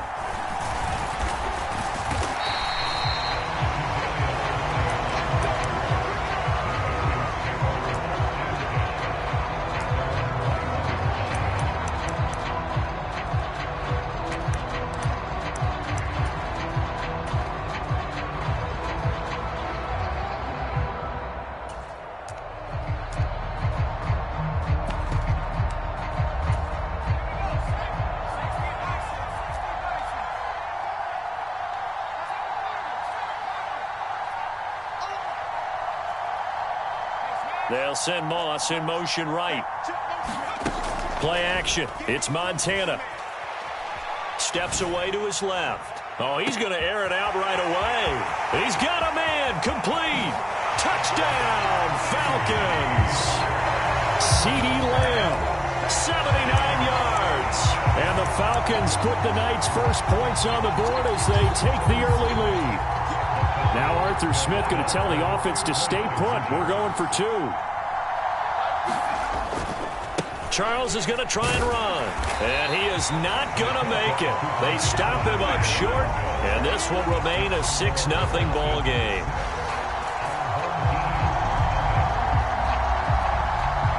After the field goal, here's Butker to kick it away. Very short kick taken right at the 20. And a good return as he'll be stopped just shy of the 30-yard line.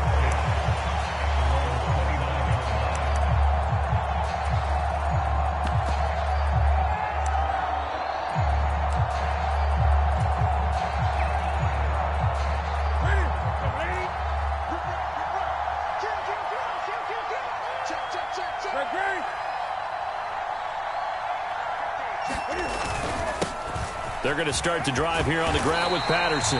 And he'll get it out near the 40 to the 39. On any explosive run, you can almost feel the ground shaking, and that's from the offensive linemen creating space for their runners. I had an old coach tell me before, they always told his runners, run around the offensive line in pregame. Get used to the ground shaking so you don't trip and fall when it happens in a game. And he gets this one to midfield before he's brought down. 11 yards there, first down. Seemed like a couple sets of eyes were on the quarterback, so he decided, hey, I'm going to hand this off. Got a good gain out of it. And you know you need good blocking up front in order to gain yardage, but every one of these RPOs, if you do it right and they look the same, whether it's handed off inside or the quarterback keeps it, that allows you to fool the defense so often. And in this case, fooled them with the inside run. And good penetration here. He'll get this down only to about the 49-yard line. Tackle made there by Jordan Poyer. Well, sometimes you just have to give credit to the defense. Great job there at the point of attack, holding up. They won their battles at the line of scrimmage, left them no space to try and run. A really nice job swarming to the ball carrier. And this one incomplete. Too much contact to hold on to that one, and it's third down. But when you're going up against a talented receiver like that, you just know that they're going to bring more people to him, right? They're going to double cover him every chance they get. I think that is what we're going to see all game long. An early taste of that double, maybe even sometimes triple coverage we might see. Yeah, I think what they're counting on, his talent to sometimes beat that double coverage. And they stop him up short of the first down as they get him at about the 43. Here we go on fourth. Newton. He's got the hook up to Odell Beckham. And down he goes, taking it inside the 10, just shy of the 5 at the 6. Now a chance to make that big play really hurt. It's first and goal just outside the 5. They'll run with Patterson, and he'll take it into the end zone for a touchdown. Cordero Patterson, a 6-yard touchdown run. And his guys are an extra point away now from taking the lead. And that caps off what was really a balanced opening drive for them, Charles. They work in the rushing game and the aerial attack, and they end it with a touchdown. Strong in so many ways, wasn't it, partner? Their ability to throw it and run it and accomplish their goal, they've got to like the way that they started this ball game. The extra point splits the uprights, and they take the lead here at 7-6. Out is the kickoff unit as they run up and send this one away. Kadarius Toney going to elect to bring this one out. And good coverage there on special teams as they'll get him down shy of the 20.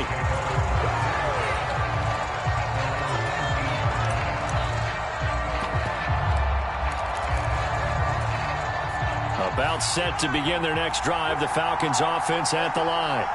Well, partner, coaches always say that every play is designed to score a touchdown. Sometimes that's not really true, but last drive, that was the case. One play to get into the end zone, and now they'll try to duplicate that success here. And it's rare for those moments to happen.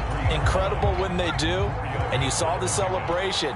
Pure, unbridled joy after that one. To throw on 2nd and 6, Montana. Oh, a leap, and he will make the catch. And they work this well upfield across the 45. A first down there on a pickup of 25. Some guys just simply have it. And Randy Moss is one of those guys. His big playability, once again on display right there. That's what he's known for. He averaged 15.6 yards per reception during his playing days. Highest career yards per catch average for any player with 900 or more receptions. A good run there on first down, and it'll leave them with a 2nd and 2. Next to receivers, they'll spread the defense out, and they were able to come through with a slashing run. But to that point, it's going to be interesting to see the personnel chess match as this one progresses. Yeah, you're exactly right. Can they continue to create running lanes out of passing sets? And if so, it's going to be a long day for the defense.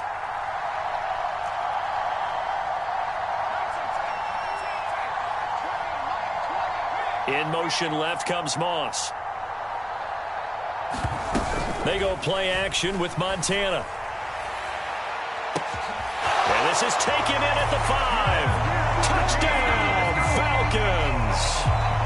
Randy Moss, 44 yards. And the Falcons have regained the lead. Well, they went play action there and set it up nicely for him. I mean, he can flat fly, and they hit him downfield. And it doesn't take much to create that extra bit of space that a guy of his speed needs. If you go play action, all you want is just a moment where the guys covering take their attention somewhere else, and then he's by him. And once he's by him, there's no catching him.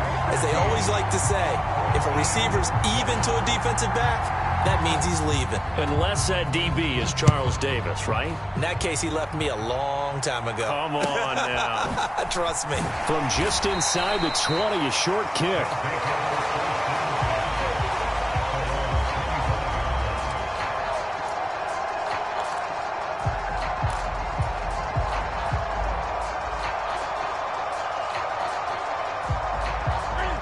The offense back out there at the line, ready for their next drive. That last drive, it was a good mix. Run, pass, defense on their toes.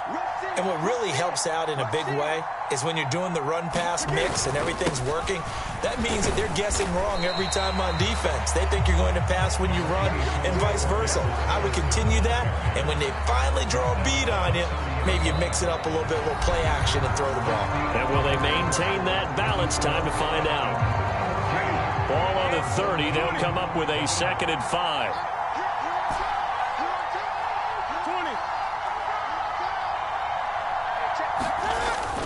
Newton now to throw. They'll roll him out right. Right side, that's complete to Gronkowski. And he'll be out of bounds just shy of the 40. 27 yards there, a first down. But normally you see 3 tight ends in a formation. You have to think to yourself, this has got to be a run. And I know as a safety, when I saw that, I took an extra step or 2 towards the line of scrimmage. Instead, they threw the ball, and he found one of those tight ends for a very nice pickup. From Falcon territory now, here's 1st and 10 at the 42-yard line. Patterson, he'll try it up the middle. Down inside the 40. That's just a pile of bodies there, and that's when you kind of find out who's a tough guy, right? Who can stand up and make a play. It was only a 3-yard run, but for both sides, they had to walk away from that feeling like, okay, I can stand up when the going gets tough in here. The last run got 3. Now here's 2nd and 7. They'll go again with Patterson. And a good push up front, and he's able to navigate his way down inside the 30. 52 yards rushing now on 8 carries for him so far. That's a nice run right there, able to get to the outside. And so many times defenses say, okay, we've got you hemmed in. But if you're running the football, at least you know where everyone is coming from. You don't have to worry about the backside at all. That allows you to run with a little bit more confidence as you traverse down the field. Running left, here's Patterson. And he's able to motor his way down to the 16-yard line. Another nice gain, 13 yards that time, and another first down.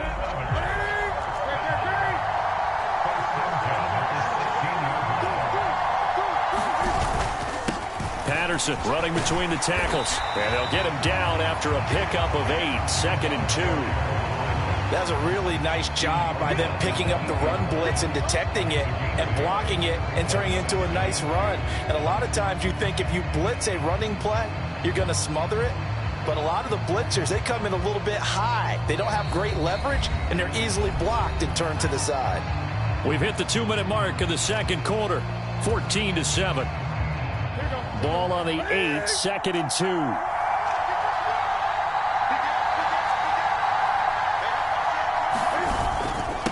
Here's a give to Patterson. And running room hard to come by here. He gets it down to the 8. Just a gain of a yard there, and now it'll be 3rd down. But not much on that run, Charles. No, that's exactly the way to execute a run blitz there. They guessed correctly that they would move the ball on the ground, honed in on it, and stopped them. Mark that down for a win in the defense's column. 3rd down, here's Patterson. And he will take this one in for a touchdown. Cordero Patterson with his 2nd touchdown here in this first half. And his guys are an extra point away from tying this thing up.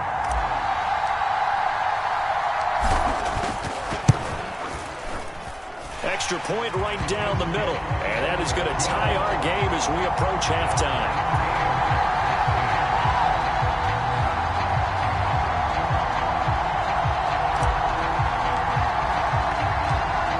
This one tied at 14 now as he sends this one away.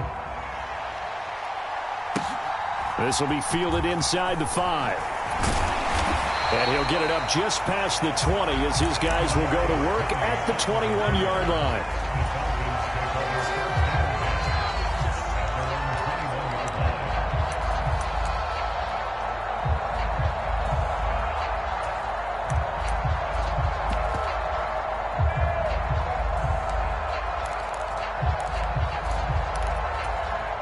About set to begin their next drive. The Falcons offense at the line.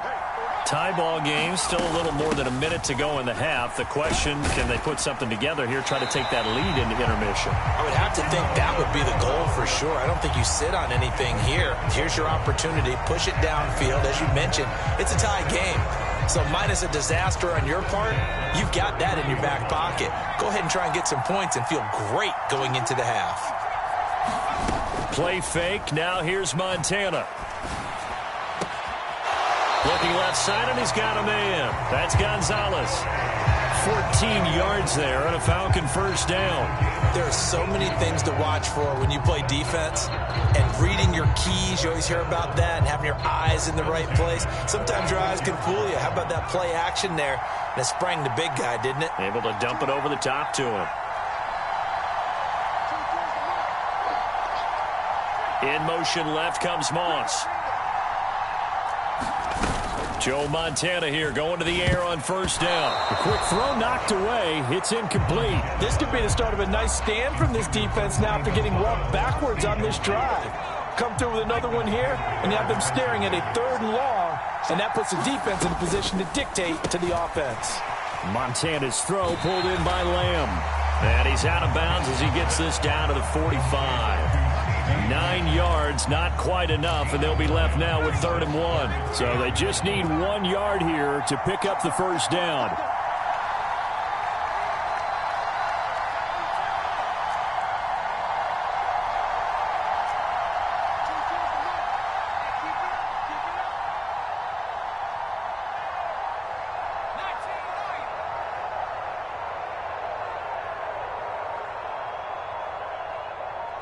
They just do get the playoff as he'll look to throw. Throw left side complete. That's Gonzalez. And he'll go out of bounds after taking it a little further down inside the 40.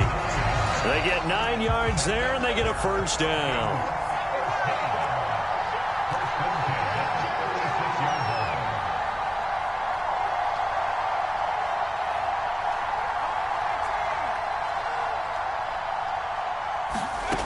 Operating out of the gun, here's Montana.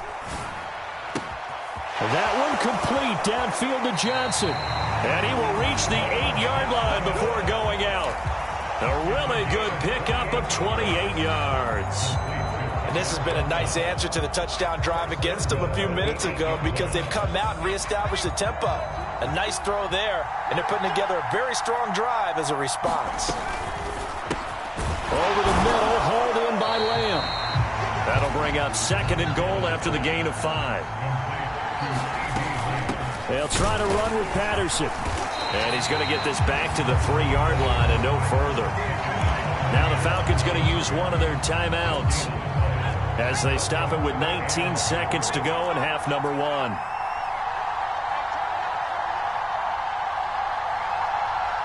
Now they bring a receiver in motion right.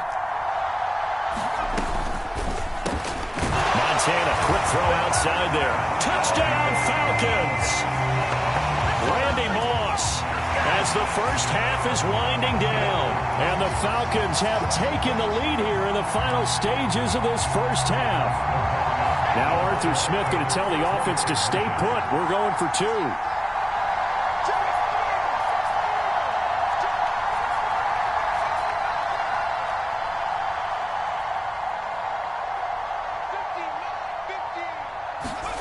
Montana will throw for it. Toward the end zone, but that's going to wind up incomplete. Should have been picked. Probably doesn't matter on a 2-point conversion, but still, as a former DB, you want to grab that ball when you can, don't you? You certainly do, and don't say it, because I know you're thinking it. Don't say it. What am I thinking? You know what I know what you're thinking. Well, if he'd had hands, he'd be playing on offense. Right? That's true. You've said that before.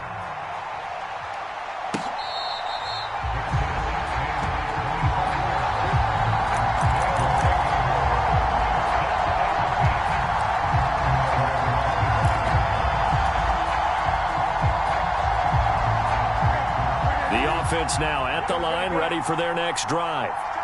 And with time quickly fading here in the second quarter, not sure how aggressively, offensively they want to play this. I think we'll find out just how much they trust their guys in this situation if they decide to take a shot. Now the offense going to use the first of their timeouts as they'll stop the clock with 12 seconds to go in this first half.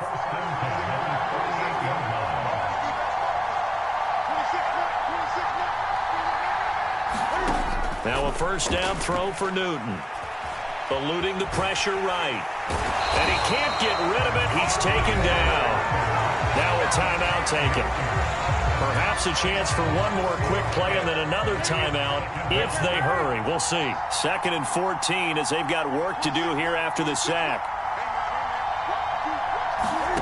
A final shot before the break. Newton. Oh, into a sea of defenders and intercepted. And he will be brought down on what will be the final play of this first half. Time for a break. We've hit halftime. 2 quarters down. 2 still remain. We step aside. This is the NFL on EA Sports.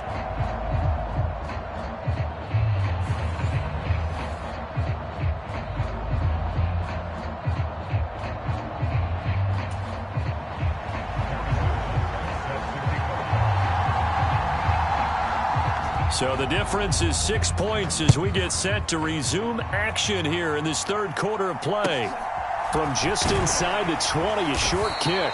And it's a pretty good return here as he'll get this up to the 29.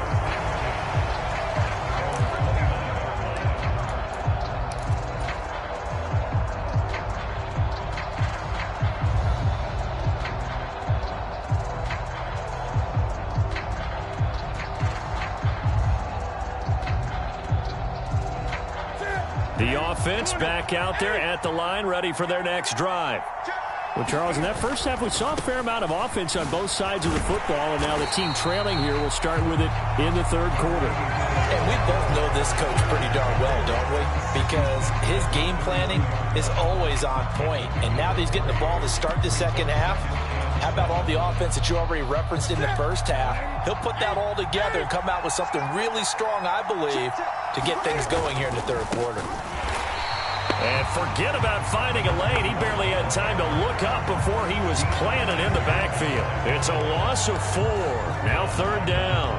They went with the run-pass option, and I don't know if the option really mattered there because the defense was ready. So many times you put the defense at a disadvantage because you have those multiple options, but when they read their keys and play it correctly, sometimes the result goes in their favor.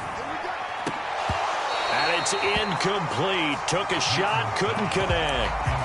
Good, clean play. No flags coming out of the pocket of the officials. Turns into an incompletion, and that should get them off the field with a 3-and-out.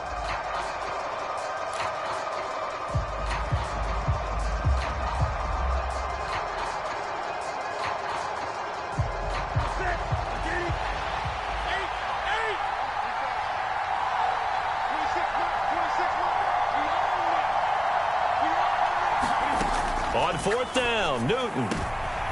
Oh, looking for Waller, but this is intercepted. Derwin James with a pick. And he takes this one back into the end zone, and the Falcon defense has a touchdown. Well, Charles, just some visibly frustrated players and coaches on that sideline right now because those halftime adjustments didn't work. The turnover problems continuing here in the second half, and the defense now sitting pretty comfortably as a result of that pick six. I think that's a great observation too, Brandon, because they did make adjustments at halftime. But how about this other group staying a step ahead despite whatever happened in that other locker room? No surprise they're leading, and it's appropriate that those defenders got to add to the lead directly.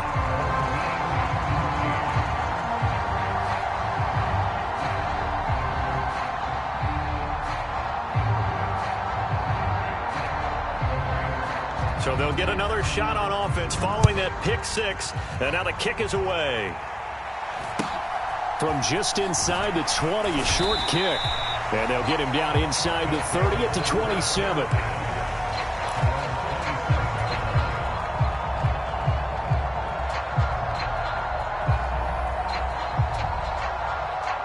The offense now at the line, ready for their next drive. They're sort of seeing themselves spiral out of control. Let's see if they can get things back on track. And this is where the coach is walking that line of being calm and really being firm with his team. I had one tell me once, when we were having a tough patch, this too shall pass, this too shall pass. And finally we kept having a rough patch. He said, but you got to do something to make it pass. And that's what they have to do. They've got to get some control back, get themselves reasserted, and calm things down. See if they can get calm and reassert themselves here. A handoff for Patterson. And a good push there defensively as they stop him at the 48. Gain of just 1. What an advantage having an elite guy in the middle of the defensive line, because not only does he take up the space and let the linebackers run free, but he can also make plays himself, as we just saw there.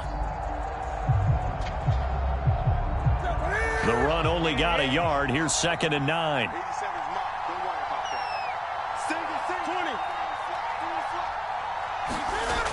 Newton. And his throw's going to be incomplete. Quarterbacks work all the time on manipulating the defense with their eyes and their head movement. In this case, he just stared the receiver down. That allowed for excellent coverage, able to knock that one away. This offense in desperate need of a conversion as they come up on 3rd down.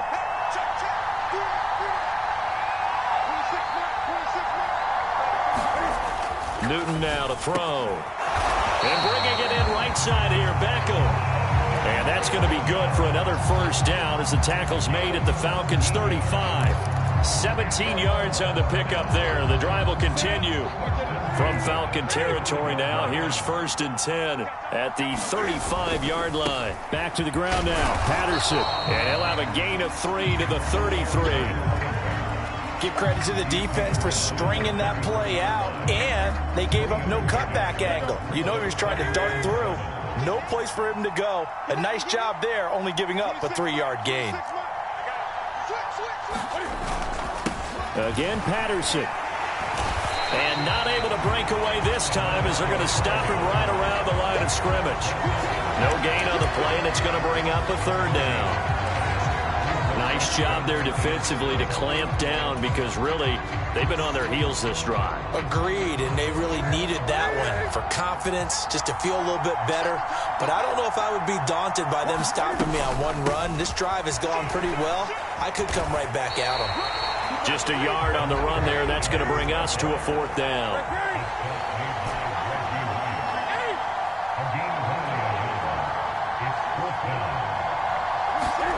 They snap it to Newton. And he's brought down here just outside of the 20. A gutsy call. Turns out to be a good one, though. First down on a pickup of 11. So a moment to catch our collective breath after the fourth down conversion. You are watching Madden Ultimate Team on EA Sports. So after the conversion on fourth, here's 1st and 10 just outside of the red zone. They'll send Beckham in motion right. Out of the gun, a run with Patterson. And he'll take this ahead for about 4. 2nd down coming up.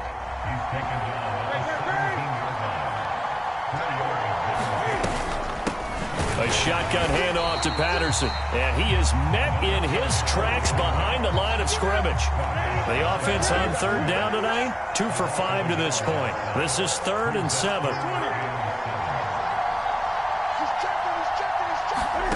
Here's Newton.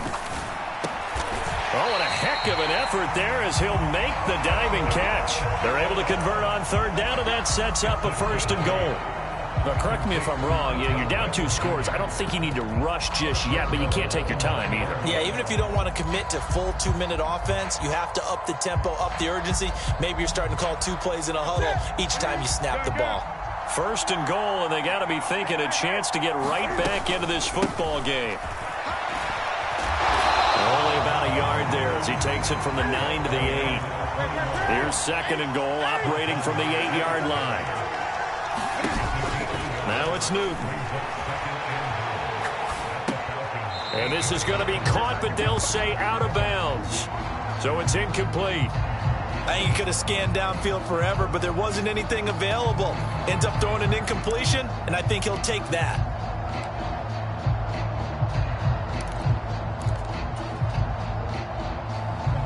3rd and goal, and keep in mind, very possibly 4-down territory. Now Newton. Escaping the pressure right. Hammering for the goal line. He loses the football, and the Falcons grab it. And now nothing but green ahead of him. And this is going to be brought back. It's a scoop and score for the Falcon TD.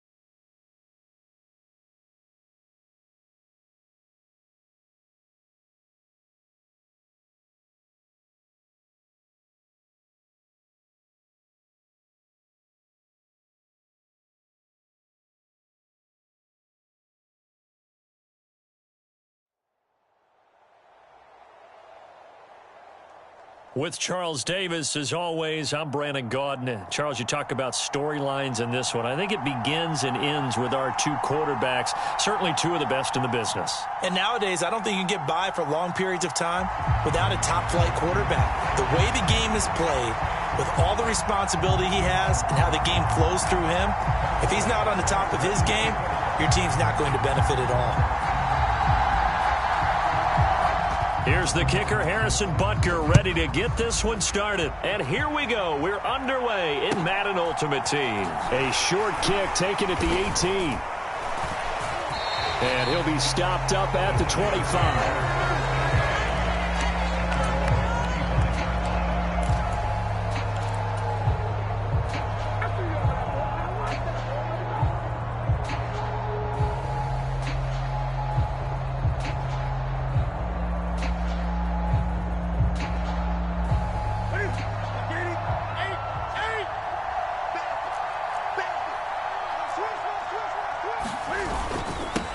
Beginning on the ground with Patterson. And he's going to be dropped following a pickup of 7 past the 30 to the 32. A nice run here early on. It doesn't take a great play call to realize you want to establish a guy of his caliber that runs like this early because they'll pay dividends as the game progresses. So they'll come up after the gain of 7 on a 2nd and 3. Once more, they turn to Patterson. And he'll only get a yard to bring up 3rd and 1. Just not a whole lot of room to operate there on that carry. No, not at all. They did a really nice job staying in their proper places and not allowing any lanes to open up. But just play number 3 here on the opening drive, and it's an early 3rd and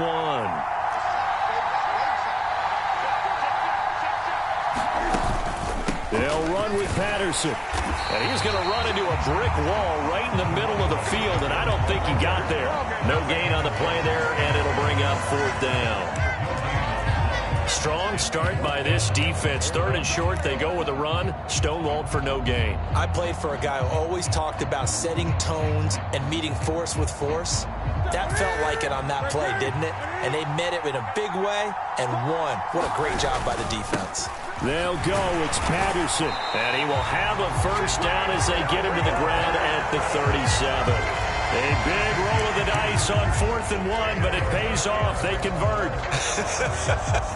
I'm laughing because I'm not so sure I would have made this call.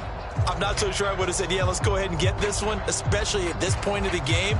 But give him credit. He had a feeling and carried it through. Yeah, that's one where you think, okay, if you're down, 2 minutes left, the ball's near midfield, you go for it. But at this stage, at that part of the field, but like you said, it worked. 1st and 10, it's Patterson. And this will be stopped at the 44. That one good for 7 yards. This drive is pretty clear. Almost feels like old school fundamentals, doesn't it? Want to impose their will on the defense. Was that 5 straight runs? Yeah, 5 straight carries to start this drive. And like you said, the way it's working, they may just stick with it. They'll try the air now with Newton. It's caught by OBJ. Touchdown, Giants. Odell Beckham, 56 yards. And the Giants will claim the early lead as they're on the board first here tonight. The electric OBJ, the short reception, and then he did the rest of the work himself. You know, there's a thing that the players always talk about, the coaches in the league, they call it play speed. Because, you know, we have that time speed when we're running the 40s at the combine and, you know, in pro days and all of that. But play speed is different. And OBJ's play speed is some of the best in the league. In other words, when he has the ball in his hands or he's running a route, he runs it just a little bit harder than most people. And oftentimes, you come up wrong on your angles trying to tackle him.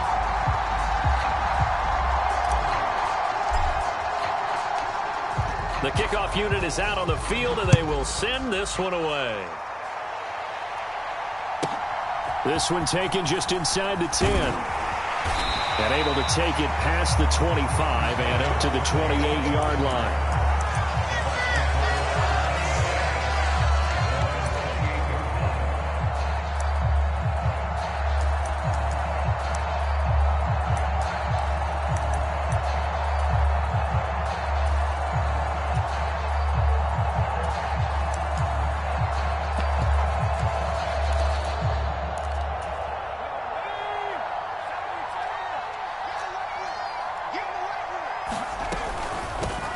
He'll start the drive with Jamal Charles. Knifes his way forward here, but just 3 yards on the play. Second down. Well, from an offensive perspective, that was a tough run because he only picked up 3 yards. But let's flip it over to the defensive side. They now have the advantage. 3 3-yard gains, that means they're punting the ball likely on 4th down. That's what you're looking for when you're playing defense. 28 yards the gain there on the catch and run. So the drive takes them into Giants territory now. 1st and 10 at the 41. In motion left comes Moss. A 1st down carry here for Charles. And he'll manage to pick up about 4. It's 2nd down. And that was a quality play to start a new set of downs. That was simply an offensive line winning the battle up front and winning in a big way and giving their guy in the backfield a nice lane to hit.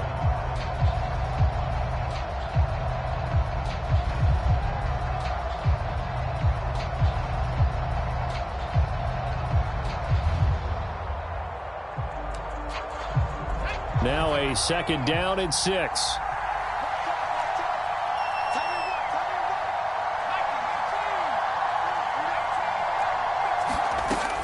Montana. He's going to sling this deep downfield. And he hauls it in for the Buccaneer touchdown. Calvin Johnson, 37 yards. And the Buccaneers respond to that opening drive touchdown with one of their own.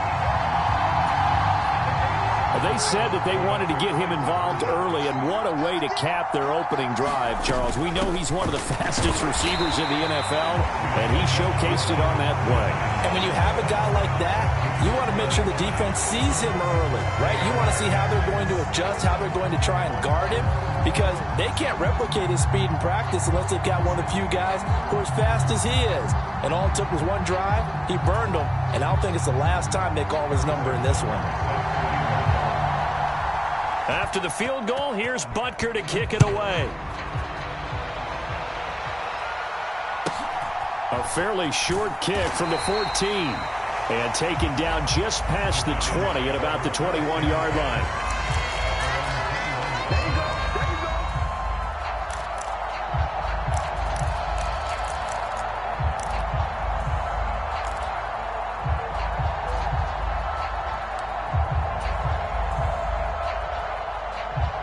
The Giants offense at the line, ready to begin their next drive.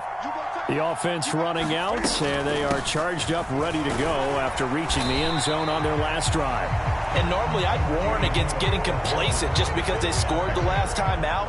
But I don't think there's any worries with this group right now. This is a hungry group, and they want to keep building off of their last drive. Now they just want the officials to hurry up and place the ball so they can snap it and get back to work. Beckham will go in motion right. On 2nd down, a run with Patterson. And he'll be brought down right around the 37. 7 yards there and a 1st down. 2nd and 1 is often an invitation to take the big shot downfield. I bet the offensive lineman said, are you kidding? We just get on our backs and let's go get the 1st down. They love being physical.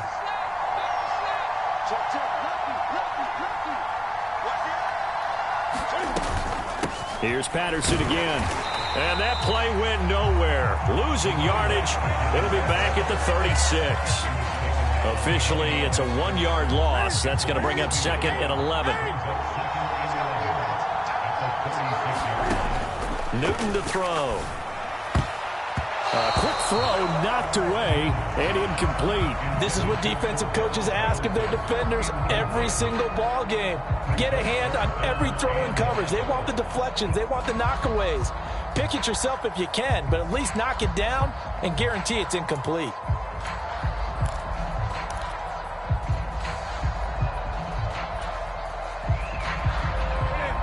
An incomplete pass on that last play, and that means they'll need to come up with something here on 3rd down. Just beating the play clock is Newton. And he can only get this to the 42-yard line, and that is not near enough. Decent gain on the scramble to 6, but now it's 4th. Nice call on defense, rolling out the nickel package for that big third down play, and he did an excellent job locking down coverage and forcing him to try and run for it, and he doesn't get there, which brings up a big 4th down call. Buying time to his left. And it's incomplete. They cannot convert, and they turn it over. So certainly an interesting call there to go for it. And it'll be a turnover on downs. So just shy of midfield. They tried it. Didn't work out. What did you think? I thought that they should have punted the ball away. Should have gotten rid of it and played defense with better field position. Look, I'm as aggressive as anyone wanting to go for it on offense, but in this situation, it doesn't. First half. I don't know that there's any risk. I mean, what's the reward for your risk here? I would not have done that. My only explanation is this coach, he may want to be up here in the booth with us. We may have a 3-man booth starting next week if he keeps up with those decisions. Well, they didn't get a whole lot out of that one, but I think you got to continue to try and run and try and keep the defense honest. You mean, or else they'll just sit back, dare you to throw it on every down? Yeah, you get your quarterback hit a lot that way, too. In motion left comes Moss. From the 40 now on 2nd down. Montana. He finds his man. Complete. It's Gonzalez. And they'll have it in the red zone before he crosses over out of bounds. That one a gain of 20 and a 1st down. 2 minutes remaining in this first half of football. So here's a 1st and 10 now down inside the 20.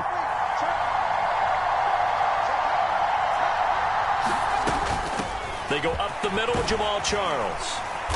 And he gets it down close to the 10-yard line. The Giants going to go ahead and use the first of their timeouts. It's just their first, so they'll have 2 remaining here before we get to halftime. The last run got 9. That leaves them with 2nd and a yard. They'll keep it on the ground with Charles again.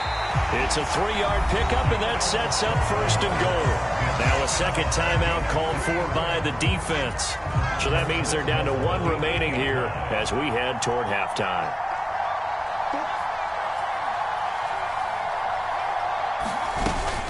They run it. It's Charles.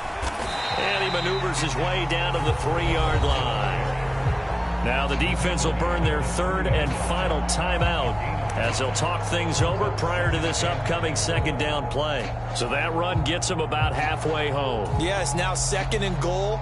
The end zone beckons. It looms. They can do whatever they want. Full playbook. Run it again, or they can go play action and try and put it in that way. So the ball position now at the 3. Here's 2nd and goal. They'll let Charles try and get him in. And he's in. Touchdown, Buccaneers. Jamal Charles, a 3-yard touchdown run. And the Bucs have taken the lead. He had the option to hand that football off. I think it's safe to say that he made the right decision. That was a heck of a run. It certainly was. And when you mentioned the option, most people think the quarterback's not going to keep the ball. You know, in the NFL, that's usually not the recipe for being around too long. So when you do keep it, it often surprises the heck out of a defense. They'll try and throw for it. And this will be caught as they convert here for 2. And I guess that makes up for the earlier missed 2-point try here to get them to 14. Yeah, that aggressiveness, it reminds me a lot of when basketball first adopted the 3-point shot. And people were starting to realize that 3 for 2 was really starting to work for them. In this case now, maybe the 2 for 1 is coming into play in the NFL. This one fielded at the 5. And he's going to be out of bounds here right at the 20-yard line.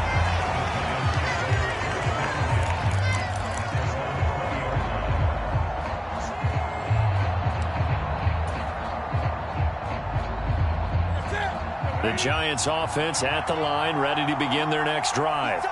As this offense gets ready here for this drive, Charles, you still wonder about that prior drive. Went for it on 4th down in their own territory, didn't get it, and then that led to a touchdown on the other side. And I don't mind the aggressiveness. In fact, I'm usually a huge fan of it, but I just want teams to always weigh risk and reward. To me, too early in this game because reward just wasn't big enough to go for it there in case they failed. Now the pressure back on their offense to pick themselves up and negate the touchdown that was just given up. And he's just going to get rid of this thing. To no one here. He throws it away, and now it's third. To this point, I've been impressed with the work defensively. They have not allowed a lot of receivers to run free. And there's another example, another incompletion. They come up now 3rd and 5 following the incomplete pass. Now Newton. And he'll complete this one to Patterson. He's going to pick up the first down and then some. And past the 40 before he's out of bounds. 17 yards and a giant first down. We can talk all we want about football being a game of strength and brawn. It's also a game of mismatches, and they're trying to create one there, getting it to their back out of the backfield to make a bigger play. As we often say, get it to him in space, let him use his leg. Yeah, if he can get him. And he's going to have to eat this one as down he goes. Reggie White, what a force, got back there for the sack. Now that was a passer's nightmare. The front door totally shut down by the defense, so he kept going backwards, hoping to find another avenue of escape. It didn't exist. So after the sack, a scenario you certainly don't work on too often. 2nd and 24. The shotgun snap for Newton. Wide open, Gronkowski. And he's going to be out of bounds right at midfield. And that was yardage that they needed there after the sack on first down. They didn't get all of it back, but now they look at 3rd down as a manageable situation, one that they have a much better chance of picking up. From the 50, Newton. And the tackle going to be made at the 38. And that's well executed there on 3rd down, and I love the confidence that they had to let their tight end try and find some space in the middle of the field, right in their quarterback's line of vision. And QBs love to make that easy throw, and they hooked up there for into double coverage, and it's intercepted. And the Bucs are going to get the football here as he gets this up to the 38-yard line. That throw, Charles, over the middle of the field, and a few too many bodies in there got picked. That's a normal situation, too, isn't it? No matter how hard you try and spread the field sometimes, there's always going to be a traffic jam, it feels like, towards the middle. And if there's any type of a missed throw, or maybe the ball's tipped, or just too many bodies in the area, an interception can result. They'll find Lamb crossing the formation for the catch. And they're able to work this across midfield to the 48. And that'll do it for the end of the 2nd quarter. This is the NFL, and it's on EA Sports.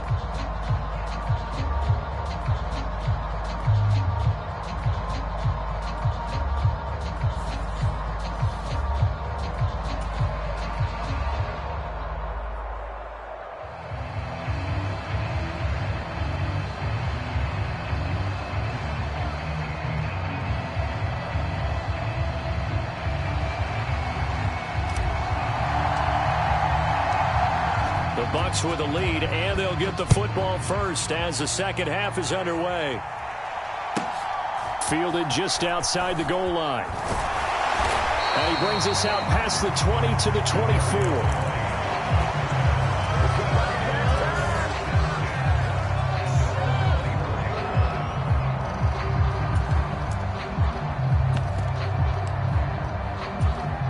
The Bucs offense set to begin their next possession. 2nd half starts with a run by Jamal Charles. And he'll take it forward for about 5 up to the 28-yard line. Nice satisfying run on first down for the offense, picking up 5, which means defensively, the thought process is entirely different. You don't want to panic, but at the same time, you're saying to each other, we've got to tighten this down. We can't give up gains like that. Again, it's Charles. A pickup of about 3 yards as he's taken down at the 31. They know that old expression, it's not my night. It hasn't been his so far. I don't know if the legs are a little bit heavy. Sometimes having to hang out all day and play doesn't exactly play to your advantage, but it's been a tough go for him. And every time he looks up, somebody's there defensively. That was the same case on that play. They will look to throw. Montana. He's going to air one out. He's got a man, complete. And he will step out of bounds here inside the 30. A big play that time for Tampa Bay. 43 yards. Well, dialing up that play call certainly meant that he grabbed a little extra shot of courage on that one, because normally on 3rd and short, you're just trying to move the sticks, get the ball just past that line of scrimmage. Instead, they take the big shot downfield, and it pays off. Now a throw to the end zone on 1st down, but it winds up incomplete. This has certainly been a physical game so far. Limited scoring opportunities for both sides. And there's another chance that goes unfulfilled. 3rd quarter of a tight football game as we come up on a 2nd and 10. Now an inside handoff for Charles.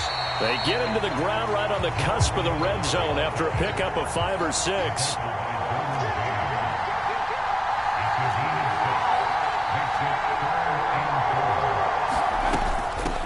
10th carry now for Jamal Charles. And they'll get him down right about the 20. Just a 1-yard pickup there, and it'll be 4th down. But this was just simply excellent defense. On this 3rd down, they had to be alert for the possibility of a pass, but that didn't stop them at all from understanding what was going on when they decided to run the football, and they just swarmed and stuffed them for almost no gain.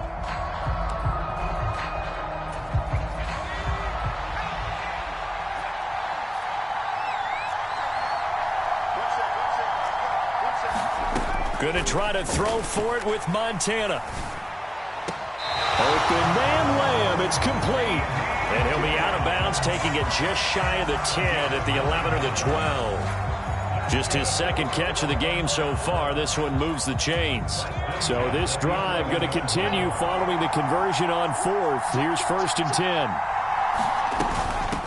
Patterson running between the tackles. And he'll do a nice job here just to fight his way back to the line of scrimmage. No gain on the play there. 2nd down. Defensively, though, they had a chance there to hit him for a loss. Couldn't get it done. Looked like someone was able to knife into the backfield, but he wasn't able to get him down. But his compatriots, they were able to grab him at the line of scrimmage and not let him get any further downfield. Throwing on 2nd down. Montana. Flush to his right. And he's left with no option here but to throw it away. Well, that's a good piece of quarterbacking right there, because he certainly felt the pressure coming. The alternative, getting sacked for the first time. He didn't like that option at all. Did a nice job saving yardage by throwing that one away. Now Montana. Now he'll dump it underneath to his running back, complete. And he's not quite going to get to the marker. It'll be a gain of 8 on 3rd and 10.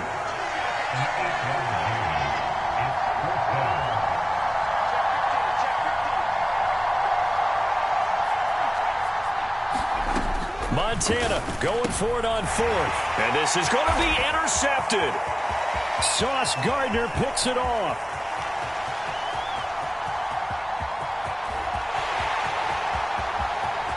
And he will bring it back. It's a pick 6 and a Giants touchdown. So they go on 4th down. Not only do they not get it, it turns into 6 points the other way. Disastrous. And many people think you should just go ahead and knock it down in that situation. Turn it over for the offense. But I had a defensive coordinator recently tell me, we see that as a passive play. We don't do that anymore. We want the ball in our hands, and we want to head the other way. Probably also instinct a lot of times. If you see a lot of green grass ahead of you, go ahead and grab it. It's the exact right play to do. That's knowing when to break the rules and when to make a play that maybe you hadn't been taught.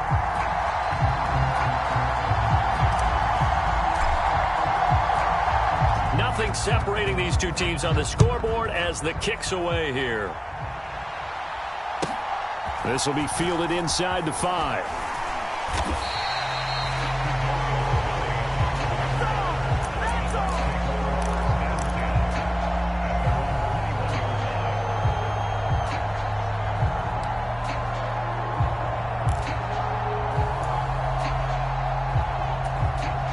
The Bucs offense set to begin their next possession. Now remember, they were just out here a moment ago through the pick six, so we'll see if they can take better care of the football this go-around. And sometimes, partner, I think it's almost better that you just throw the pick six and you come right back out on the field. You're not over on the sidelines dwelling for it for very long. You're not hearing everyone say, hey, you'll get them next time. Hey, don't worry about it. All that stuff just goes right out the window. You're right back out on the field with a chance to atone. And they're not going to get to the line to run another play. So we will switch ends as the third quarter has come to a close. You are watching Madden Ultimate Team on EA Sports.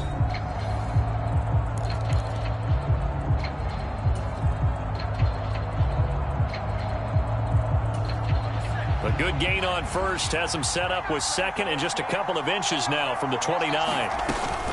They'll give it to Patterson. And he's able to get out to the 32, brought down there. Only a gain of a yard, but that's all they needed. It's nice every now and then in this game not to see people overthink it. Just hand it to the old reliable guy, let him pick up the first down. 1st and 10 for Montana and company. That would complete down the field to Gonzalez. And he's going to get this down near the 25. What a luxury to have a tight end that can run a post route like that. It's a luxury for the offense. It's an extreme luxury for the quarterback. Always has a great outlet and usually able to come up with a nice play down the middle of the field. Patterson, he'll try it up the middle. And down inside the 15 he goes. From the 13 now, they work on 1st and 10.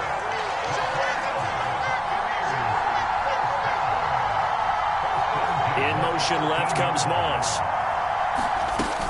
On 1st down, going back to Patterson. And he'll get this one down to about the 10-yard line. Give him 3 on 1st down. It'll set up a 2nd and 7. Now, what's the thinking here? Because a touchdown would be nice, but you've ensured yourself a chance at 3 in the lead, so how worried are you about the 6? You're not very worried about if you're confident in your kicker. And if you got a kicker who can put it through the post, you feel really good about trying to bleed that clock down. And a big loss here as he's taken down. Kayvon Thibodeau, he beat the O-line and recorded the sack.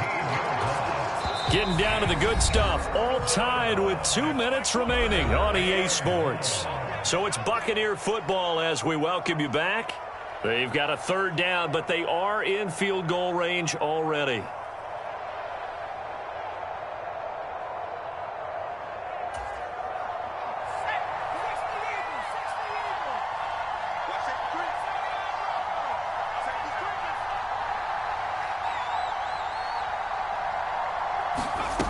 To throw is Montana. And that's going to be incomplete. The coverage too good there. The contact popped the ball free, and it's 4th down. And I know they would have loved to have had a touchdown there to give them some cushion. But now, kick the field goal. Get the lead. Let your defense bring you home. Show some faith in those guys on the other side of the ball.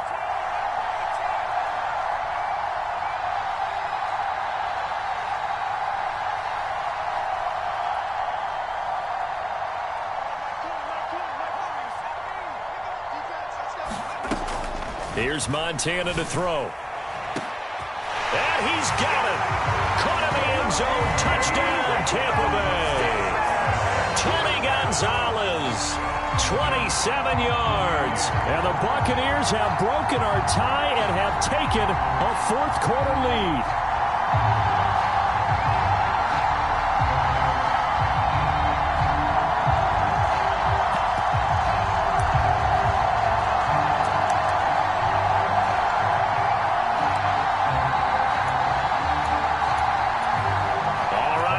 Big 2-point conversion attempt still to come.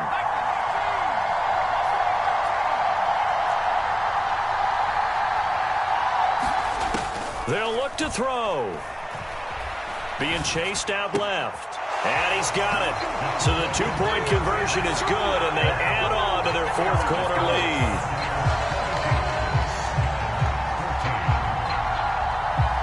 Now after the touchdown, here's Butker on to kick it away. A short kick taken at the 18. And a good return as he'll be stopped just shy of the 30-yard line.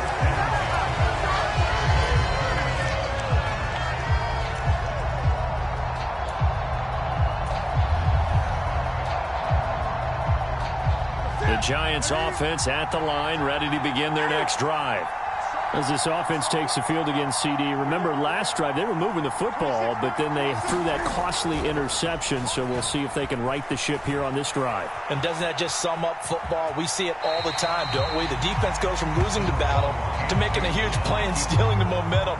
So you know they're riding high right now, and they're ready to challenge this offense and that quarterback one more time. And we'll see if the offense is up for that challenge here as things start to get more interesting here in the second half. Now Newton.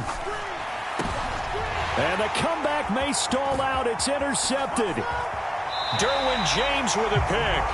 Well, this game has not been short on intrigue.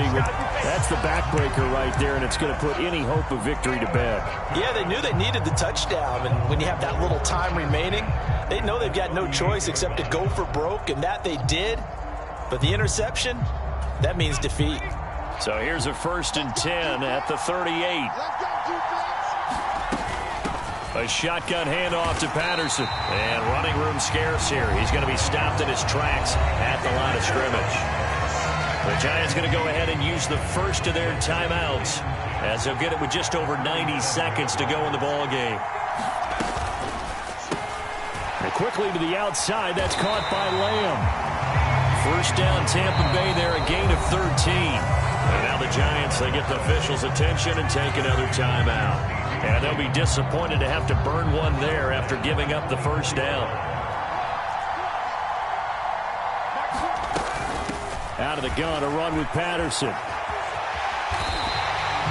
They'll get 13 yards for the second play in a row. And play is stopped here. Timeout. It's the defense calling the timeout here, as they'll head to the sideline and talk over what to do next. Once more, they turn to Patterson. And he's going to be brought down just shy of the 5 at the 6. I have to chuckle to myself a little bit, Brandon, because right now, I could be in that huddle with that offensive line. I know exactly what they're saying. If you call a pass play here, we're going to call a timeout. Run the football. We got control of this thing. Get him behind us and let's go. Their time to shine. And a minuscule gain of maybe a yard from the 6 to the 5. Coming up here looking for 3 yards to pick up the first.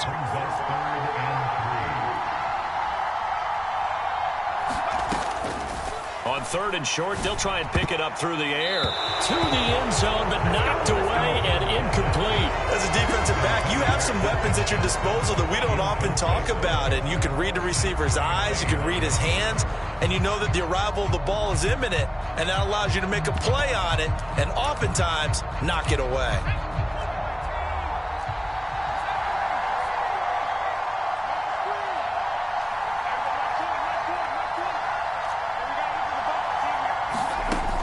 Now back to throw. And it's incomplete. They cannot convert, and they turn it over. The Bucs try it on 4th down, but come up empty. And that will force a turnover on downs. So a tough pill to swallow there. A would-be touchdown pass in and out of his hands on 4th. Sometimes it just comes down to execution, doesn't it? Because we're always questioning, should they go for it, should they not? Is it the right play call, is it not? In this situation, everything was right except for the finish. You have to catch the ball and convert. Flushed out right. He's going to let it fly. And that is incomplete. Took a shot there on 1st down, but he couldn't reel it in. So after all of this, it comes down to one final play. And just think of what it's going to be, because from this distance, you've got to be prepared for everything. Hook and laterals, tip balls, you name it. A lot of laterals after a catch. Just got to be prepared, stay on your feet defensively, and tackle someone. Now one final throw here is incomplete, and that is how this one will come to an end.